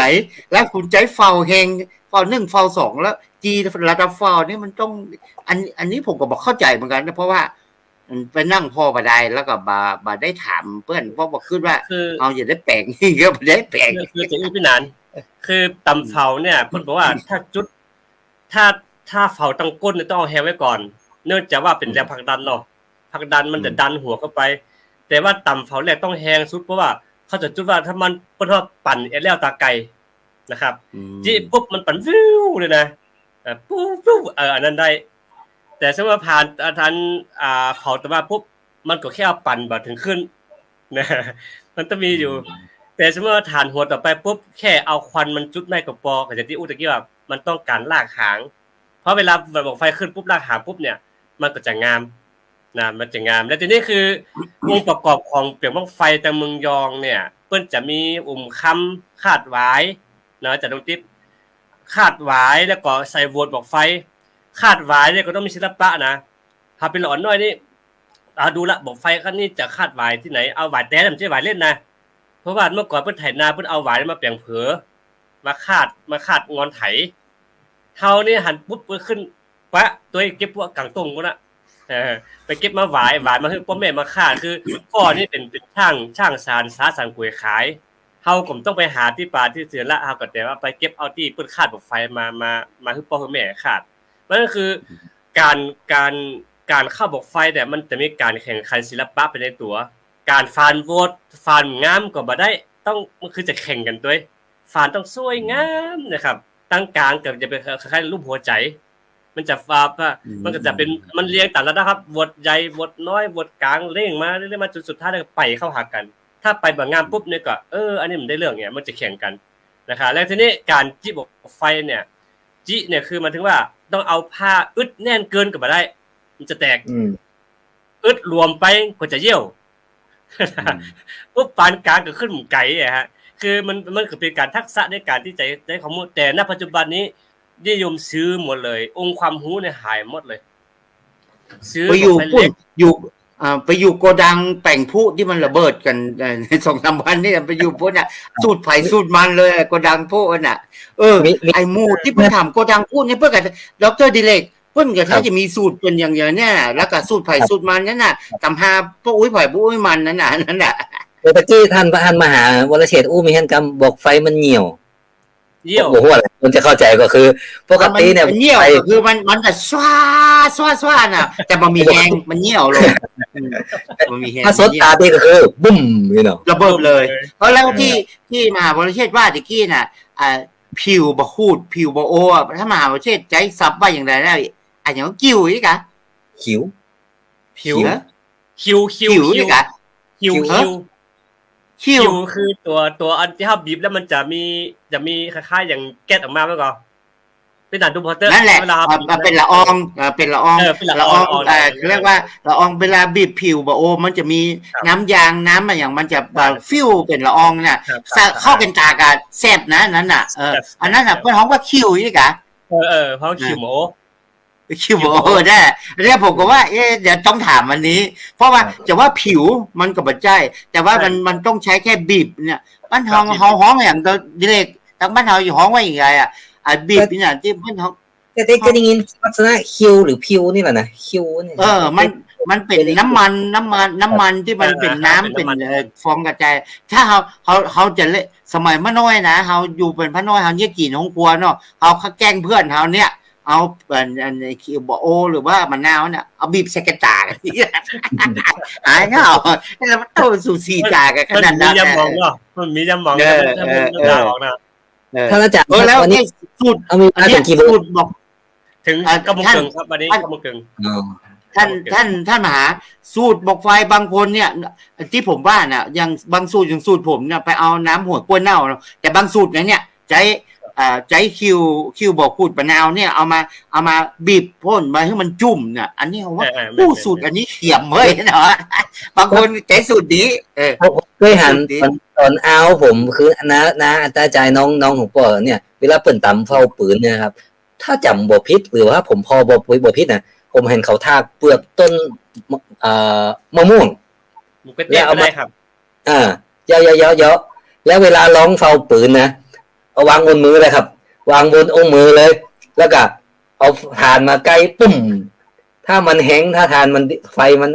ดีประสิวมันดีนะมันจะบ่เป็นอย่างครับมันจะปุ๊บหายไปเลยเหลือเขาจะดูว่ามันเหลือขี้หมกใดต้องเหลือ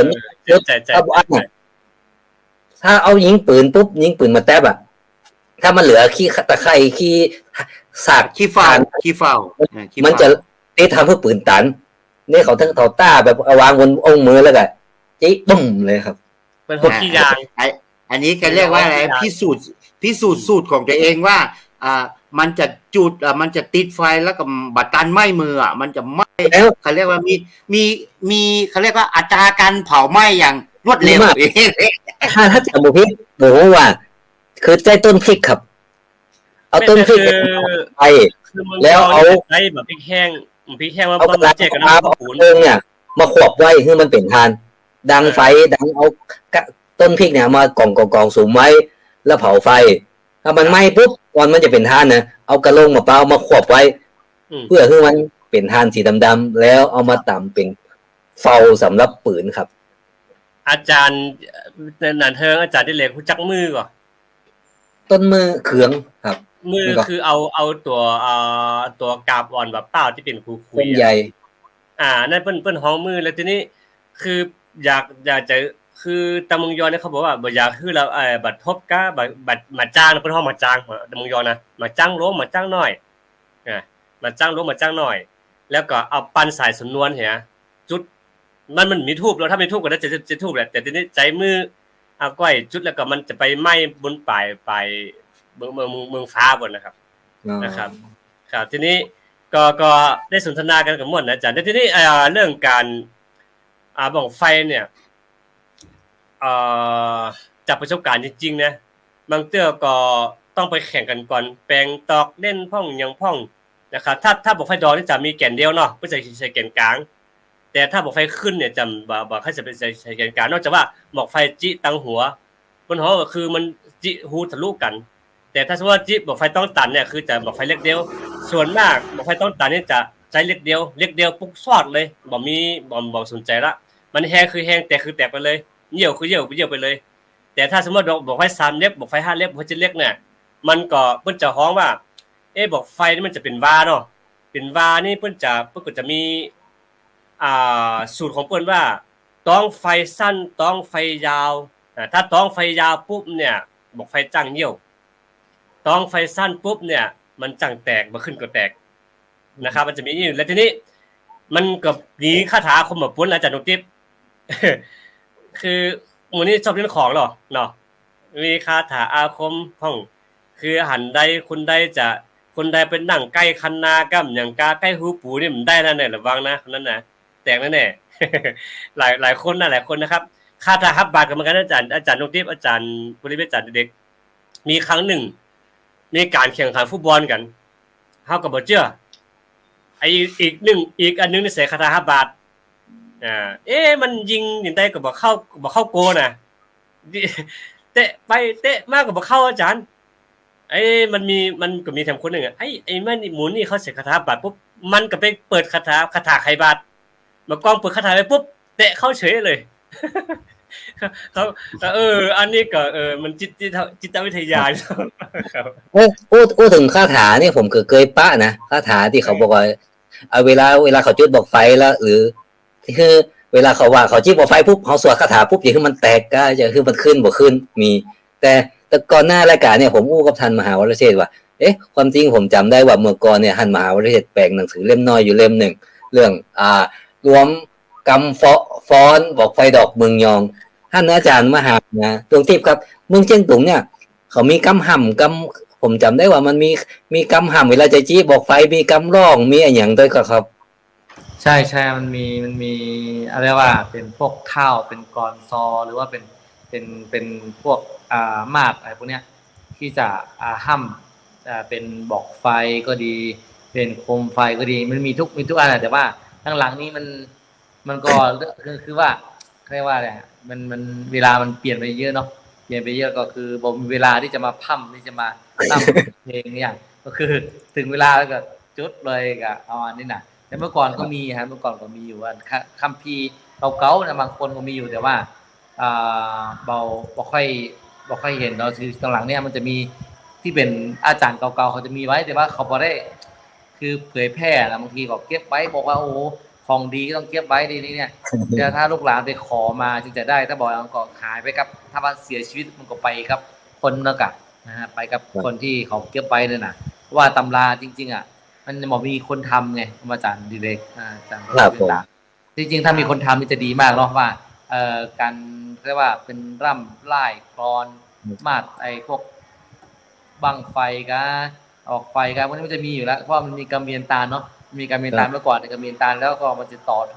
อด้วยเรียกว่าเจ้าภาพชื่ออะไรแล้วก็จะมีการไล่มีการกลอนมีการมาดว่าโอ้คนนี้เป็นคนเจ้าภาพมาทำบุญอย่างงี้อย่างนี้ได้อันนี้ส่งอย่างเงี้ยมันมีอยู่แล้วล่ะฮะแต่ทีเนี้ยหลังๆนี้มันเนื่องจากว่าเวลามันน้อยเขาก็พอแค่เวียนตาลก็โอเคนะประตูปูปังปูปายก็ว่าปูปั๊บโอเคก็เวียนตาลเสร็จแล้วก็ไหว้ว่าก็เอาไปจุดเนี่ยที่อาจารย์ดร.ดวงทิพย์ว่าเนี่ยผมด้วยความที่ผมบอกค่อยได้ไปร่วมกับอย่างวัดจอมคำหรือวัดอินเนี่ยเขาก็มีแต่ว่าผมมักจะร่วมอยู่กับเจียงเล็กเป็นหมู่พี่น้องไตเหนือแต่เจียงเล็กนี่เป็นไตเหนือหรือไตอย่างนี้นะโอ้เขาคึกคักมากแต่อย่างที่อาจารย์ดร.ดวงทิพย์ว่าน่ะแห่มากว่าจะแห่ออกจากบ้านจากที่เขามาแต่ละชุมชนที่กลุ่มที่เขาทำนั่นนะก็จะมีลุมคล้ายแล้วว่าเป็นเขตเป็นเขตเป็นกลุ่มเนาะว่าจะแห่เดินมาถึงที่วัดนะถึงที่วัดเขาแวดวิหารแฮมแล้วก็ตุลุงนี่บางทีอย่างที่ว่าเนี่ยมาตันจะปั่นปอนที่ซ้ำไปจุดนะก็จะโอ้ยโดยป๋องแล้วก็ขี้มินขี้หม้อกันแต่ด้วยความที่ผมไปร่วมที่เจียงเล็กบ่อยๆเนี่ยผมว่าม่วนมันม่วนบอกว่าแม่บ้านป่อบ้านเขาร่วมตัวตำบอกไฟกันเป็นเดือนน่ะโอ้อันนั้นเนี่ยเราก็บ่ได้ถามสูตรเขาเด้ออันนี้เหมือนเจียงเล็กนี่จะเป็นใต้เหนือจะให้ผมจำมาพิษใต้เหนือผสมกับใจชนเผ่าเป็นส่วนหนึ่งเป็นอาคาอะไรนะแต่ว่าอันนั้นมันจะไปวัดธรรมวงศ์แต่โดยมากที่เจียงเล็กเนี่ยท่านดร.ทิพย์เปิ้นเป็นกลุ่มอย่างใดอันนั้นนี่โหเปิ้นมีสูตรบอกไฟของมันเด้อแต่ละกลุ่มเปิ้นนะเยอะเพราะว่าครับถ้าเป็นวัดธรรมวงศ์หรือวันเจงเล็กเนี่ยเขาก็จะเป็นเรียกว่าเป็นพี่น้องไตดอยเนาะพี่น้องไตดอยก็เขาก็จะคึกคืนแบบไปอีกอย่างนึงแต่ว่ามันจะมีที่จริงแล้วความคึกคืนในปัจจุบันนี่นะถ้าเป็นพี่น้องไทยเขินก็จะเป็นอีกอย่างนึงไทยเขินตอนนี้เนี่ยแทบจะมันคึกคืนก็มันน้อยกว่าเพื่อนจะเป็นไตเหนือถ้าเป็นวัดป่าแดงก็วัดจอมใหม่ก็วัดเสาแปดก็พวกเนี้ยเขาจะมีความคึกคืนอีกอย่างนะไตเหนือนะแล้วก็ทีนี้พี่น้องไตดอยเขาก็โอ้โหสุดๆเหมือนกันไตดอยก็อย่างที่วัดธรรมวงศ์โหไปหลายกลุ่มมากเลยกลุ่มพี่น้องไตดอยพี่น้องไตใหญ่พี่น้องไตหรือพี่น้องโอ้โห มันเยอะไงว่ามันหลายกลุ่มไงโยมอาจารย์ปรมิตรบรรตาแล้วทีนี้เจียงเล็กก็เป็นเช่นเดียวกันเขาใกล้กันเนาะวัดเจียงเล็กกับวัดไอธรรมวงศ์เนี่ยซึ่งโอ้โห2 วัดนี้เขาก็จะมีการเล่นแต่ว่าถ้าเป็นบั้งไฟหรือพวกนี้เนี่ยโอ้โหแบบเรือดอกไม้ไฟเนี่ยเขาจะคึกคืนมากเลยคึกคืนแล้วก็น่าสนุกสนานแล้วก็ทำให้เรียกว่าเห็นความสามัคคีกันในเป็นกลุ่มคือนักผู้หญิงอะเนาะผู้หญิงก็ยังเข้าร่วมถ้าเป็นอย่างจอมคำวัดอินหัวขวงนี่แทบจะไม่ค่อยเห็นผู้หญิงมาร่วมเลยนะฮะโดยมากจะเป็นคนพ่อเฒ่าพ่อเฮือนคนเฒ่าพ่อคนหนุ่มแล้วพ่อเฮือนเนาะแต่ที่วัดเจียงเล็กเนี่ยน่ะโอ้โหผมไปร่วมหลายปีหลายครั้งม่วนเฮาก็เล็งอยู่ทางนอกเพราะว่าเข้าใกล้เข้ามาได้เดี๋ยวเขาจะมีน้ำหยาดพิเศษเดี๋ยวจะเมาหัวซะก่อนแล้วหยาดพิเศษเขาทำพิเศษเนาะโทษแล้วก็แห่กันนี่ต้นบอกไฟที่แห่นะมันจะประดับอย่างต้นโคตานนั่นเนาะเขาจะแห่เป็น4 เสาไหมนะโอ้ขันโยกันมาเนี่ยสุดยอดเลยนะครับแล้วก็อย่างที่บอกแล้วถ้าไปอันนี้วัดเจียงเล็กแล้วก็ที่ใกล้วัดเจียงเล็กแต่วัดธรรมวงศ์อันนี้ก็บอกไฟน้อยบอกไฟใหญ่กันประดับประดาหมู่พี่น้องไตดอยพี่น้องอาขาพี่น้องอย่างนั้นเนี่ยโอ้นั่นก็คึกคักเล่นกันโหม่วนงานสันเล้ากับขนาดเลยอันเนี้ย2อาจจะมากผมจะอยู่ในพื้นที่เนี้ยบ้านเจียงเล็กวัดเจียงเล็กกับวัดธรรมวงศ์นี่แหละท่านอาจารย์เป็นภาพอันนี้เป็นภาพอธิบายพูดนะครับพูดอันนี้คือเป็นเปิ้นต่ำเผาดินปืนนะครับต่ำขายนะมันก็จะมีอันนี้ฐานนี่เท่ากับ5 จาบอันนี้5 จาบคือมาฐานวิชา1 ก้อนเนาะมันก็จะมีการวัดการจั่งกันอย่างตัวเนาะใช่มั้ยสังเกตดูครับมันก็จะมีส่วนผสมคกเนี่ยคกกับต่ำเนี่ยอันนี้เป็นไฟเนาะเป็นไฟอันนี้ถ้าแบบถ้าฐาน2 ก้อนนี่เป็นขันพอดีอันนี้5 จาบเนี่ยต้องจับเวลาตัวนาไปนานใช่ป่ะอันนี้นะครับต้องจับเวลาต้องค่อนข้างที่จะเข่งกับเวลานะถ้าสมมติฐานเกินก็บ่ดีทำเอาไปอาจารย์น้ำนักลำไปก็บ่ได้มาดนักลำไปก็บ่ดีดินไฟนักลำไปก็เอาทำไมมันจะสูตรผสมมันต้องเป๊ะๆเหมือนกันนะครับเพราะฉะนั้นเนี่ยครับอันนี้คือสังเกตว่าอย่างที่ท่านว่าผมถามท่านพันมาตรงที่บอกคนเจียงตุงมันมีห่ำความจริงเป็นอันเทืองครับมีอาจารย์ไทยวันกับอาจารย์เกิดกับอาจารย์ศิลาเคยไปเก็บข้อมูลตีแถวอมก่อยดอยเต่ามีกำจ้อยบ่ห่ำบอกไฟด้วยนะเคยได้ยินกันบ่เคยครับแล้วผมมีเวลาน้อยพอดีตะกี้กูก็ทันที่บอกผมไปเจอไฟล์ที่ท่านเคยส่งให้อีเมลผมไปเปิดอีเมลดูมันมีกำฟ้อนห่ำบอกไฟคล้ายๆสำเนียงคล้ายๆกันจะได้ผมไม่ได้ส่งให้ท่านผมจะอ่านเป็นกำเมืองนะไม่ได้อ่านกำยองเนาะฟอนต์ตีนกลางเวลาเขาขึ้นบอกเอาบอกจะมาเปลี่ยนกลางจะจุดขึ้นเนี่ยมันมีฟอนต์เขาบอกว่าขึ้นกับฟอนต์บอกขึ้นกับฟอนต์มันจะได้เป็นทำนองนะขึ้นกับฟอนต์บอกขึ้นกับฟอนต์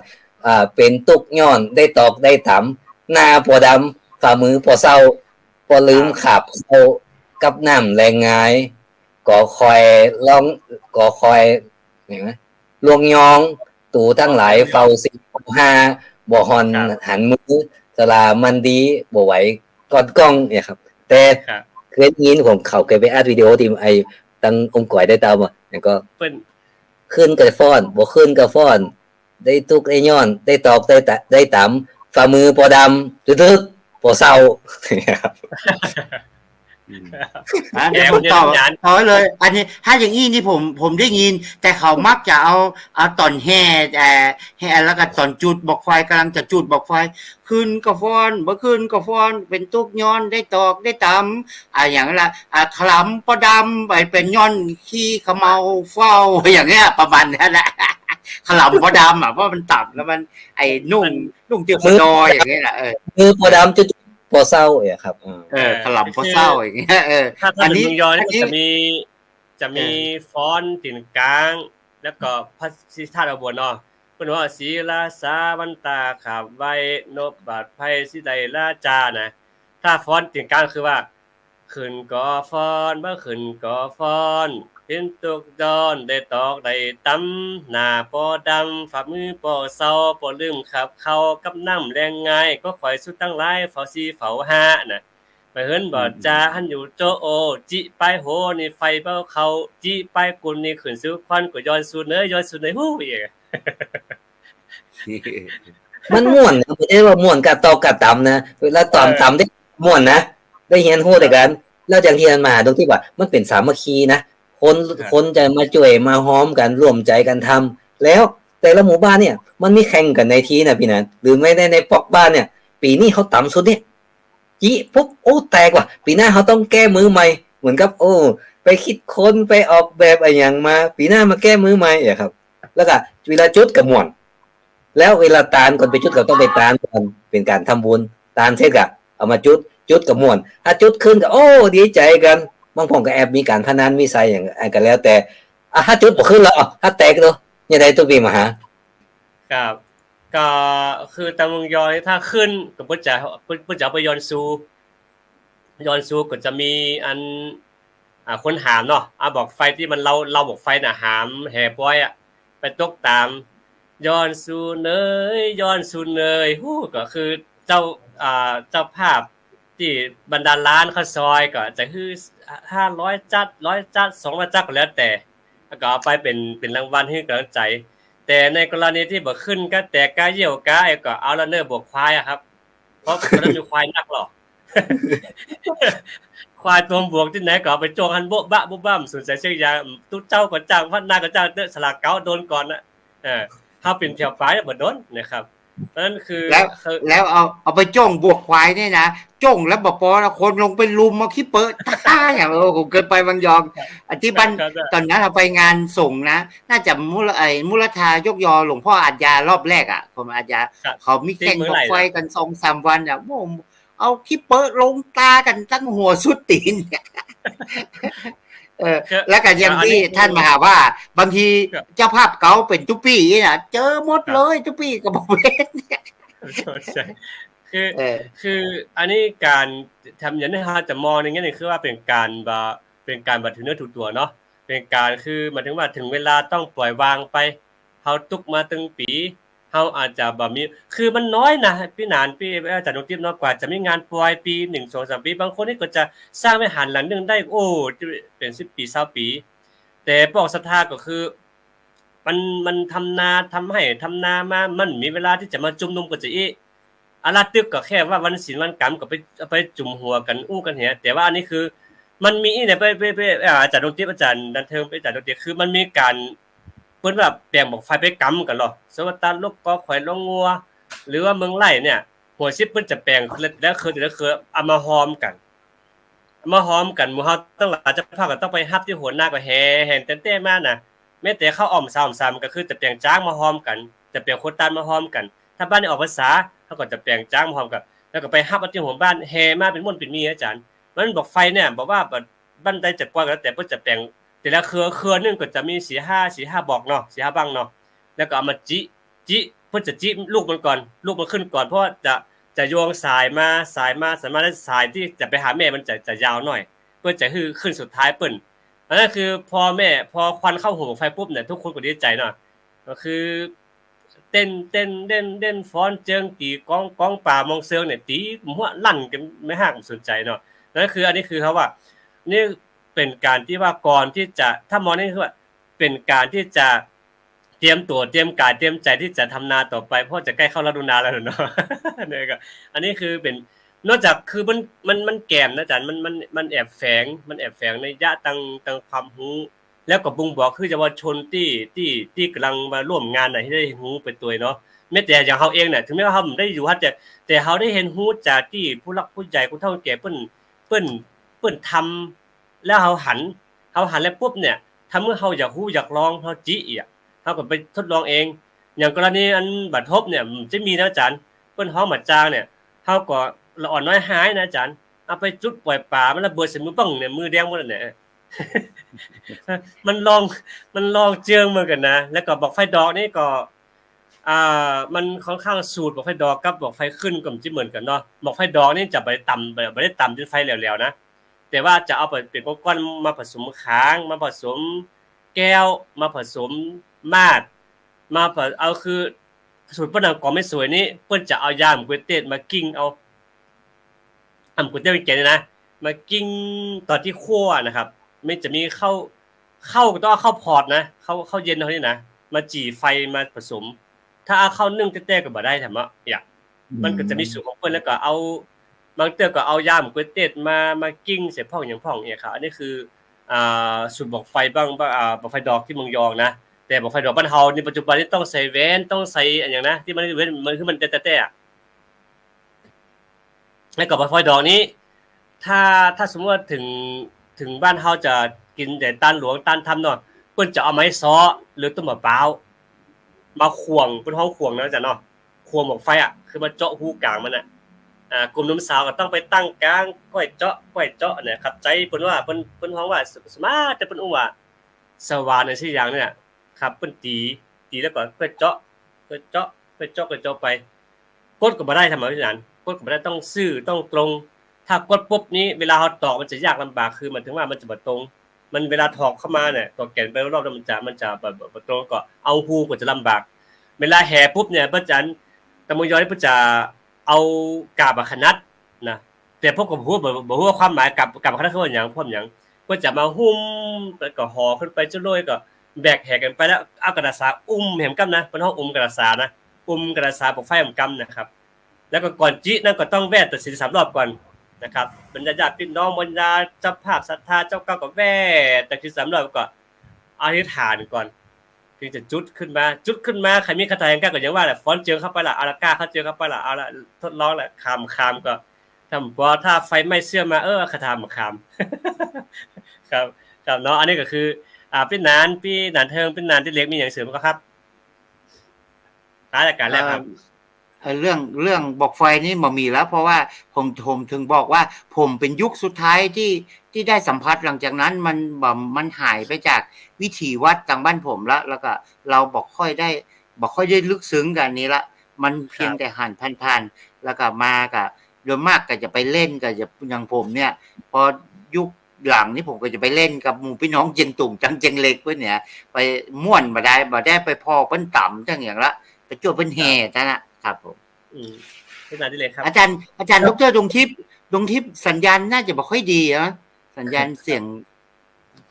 ครับไอ้เรื่องไฟเนี่ยผมก็มองว่ามันเป็นการละเล่นการม่วนการงานของคนในยุคก่อนทั้งบอกไฟดอกบอกไฟขึ้นแต่ว่าเมื่อการเวลามันเปลี่ยนไปคือนึงมันมีการผลิตอย่างพี่นันเทืองว่ามันมีคนจีนมีฝรั่งแปลงมาขายเฮาก็บ่ขี้คร้านมาตำละมือบ่ต้องดำละมาตั้งไปใจซื้ออย่างเดียว2แต่มันก็ยังมีคนเล่นอยู่แต่ว่าสถานการณ์มันเปลี่ยนไปเมื่อก่อนแบบอย่างที่ท่านว่าเอาจุดกลางตรงก็สมัยก่อนมันก็บ่ได้มีอะไรอย่างนักไม่ได้เพราะบอกไฟขึ้นนี่จะอันตรายเพราะมันขึ้นไปปุ๊บเนี่ยบางทีมันจะไปตกสมัยเดียวเนี่ยเมื่อก่อนเขาจะจี้ไปตั้งกลางตรงปักหัวไปตั้งหม่อนดอยแต่มาเดียวเนี่ยบ้านคนมันนักไปอยู่ที่ไหนก็มีบ้านคนเกิดอุบัติเหตุหรือแม้กระทั่งบอกไฟดอกจุดแล้วมันเกิดมาเดียวเขาเล่นแฮงขึ้นเมื่อก่อนเหม็นบอกน้อยๆมาเดี๋ยวนี้พยายามอวดกันนักขึ้นใหญ่ที่สุดหนักที่สุดมันก็เลยว่าดีมันรุนแรงครับใช้แฮงมาคือขอสมาร์ทเตอร์ประจานได้ขอเสริมนิดนึงคือการจี้บอกฟังผมจะจี้ไปเลยนะต้องดูทิศทางนะเพิ่นบอกว่าถ้าลาวเล็กอยู่ตังใดห้ามก่ายกลางไปทางนั้นแตกเสียรวดนะครับถ้าลาวเล็กอยู่ทิศซ้ายทิศเหนือทิศขวาเนี่ยห้ามหลายหัวบอกไฟไปทางนั้นแล้วถ้าบอกไฟคือปีนจะเลื่อนเข้าบ้านปุ๊บเนี่ยแสดงว่าบ้านนั้นเป็นกาลกินีนะครับและน้อยที่จะบอกไฟจะปีนเข้าบ้านนะน้อยเพราะฉะนั้นเขาจะมีว่าปีนี้ลาวเล็กอยู่หุ่นใต้หุ่นเหนือนี่เขาจะก่ายกลางไปทางนั้นเลยครับอันนี้คือลาวเล็กนี่คืออย่างครับอาจารย์ลาวเล็กก่อนน่าจะเป็นเหมือนว่าอย่างเฮาจะอู้ว่าได้ดีพี่นันทีเดียวจะเข้าใจได้ดีคือมันถึงว่ามันเป็นทิศมงคลวันนี้ปีไอเดือนผมจำไม่ได้ว่ามันหายไปว่าวันลาวเล็กครับลาวเล็กอยู่ทิศไหนครับเหมือนกับว่าสรีกาลกินีอยู่ตัดใดครับมันเป็นการทำนายลักษณะความเป็นมงคลบ่แม่นมงคลแต่ผมจำรายละเอียดบ่ได้แต่ว่าเคยปะในไปร้านปับสาว่าลาวเล็กทิศลาวเล็กครับอันนี้มึงย้อนถือเต้นนะครับถ้าสมมติลาวเล็กอยู่หนตก วันตกหนใต้เจียงใต้นะเขาจะบ่ยอมก่ายกลางไปแล้วเลยก่ายกลางขึ้นไปมีคำว่าขึ้นมีคำว่าเยี่ยวแตกอย่างเดียวนะครับน้อยจะขึ้นนั่นก็คือเฮาก็เนี่ยได้เป็นความรู้แท้ๆของวิจารณ์นอนอาทิตย์ต่อไปวันเสาร์ต่อไปอาจจะมาอู้เรื่องเปี่ยวโคมไฟก็ได้สุดแต่โคมลอยเนาะเก็บความรู้ไว้หน่อยครับอันนี้หาก่อนมาอู้เพิ่นเรื่องความรู้พื้นบ้านล้านนาของเฮานะครับตามรายการและพยานอาจารย์ดันเทิงเป็นอันดิเลกแล้วก็อาจารย์ดวงทิพย์ครับก็ขอเป็นอันเทิงสรุปให้หน่อยนึงครับมันมีอย่างสรุปแล้วครับมันมีสรุปแล้วโอเคครับก็ต้องขออนุโมทนาบุญขอบคุณในเมตตาธรรมของอาจารย์ดวงทิพย์ดร.ดวงทิพย์นะครับปริยัติธาลีแล้วก็ขออนุโมทนาขอบคุณในเมตตาธรรมของอาจารย์ปุริวิทย์บรรตาทัวอาจารย์ดิเลกดร.อินจันทร์อาจารย์ดร.ดิเลกอินจันทร์ที่เมตตามาแบ่งปันความรู้พื้นบ้านล้านนาของเฮาซึ่งเรื่องเหล่านี้ก็เป็นเรื่องใกล้ตัวโดยที่บางครั้งก็อาจจะบันทึกไว้ในตำราแต่ว่าส่วนมากจะบันทึกไว้ในความรู้ที่ประสบการณ์ตัวเองมามากกว่าดังนั้นก็วันโอกาสหน้าก็หวังว่าจะได้รับความเมตตาจากท่านทั้ง3ทั้ง4ทั้งตึงมวลที่เป็นปารานาของเฮาแล้วก็ขออนุโมทนาบุญขอบคุณญาติโยมทุกท่านทุกคนที่ติดตามมาตั้งแต่ต้นรายการซึ่งวันนี้ก็ถึงว่าได้เวลาไปแล้วก็ขออำลาญาติธรรมและก็ครูบาอาจารย์ทุกผู้จุดตนทุกตรงก็ขอทุกท่านจงมีความสุขความเจริญในหน้าที่การงานและก็มีความรุ่งเรืองยิ่งขึ้นไปทุกผู้ทุกคนครับสาธุ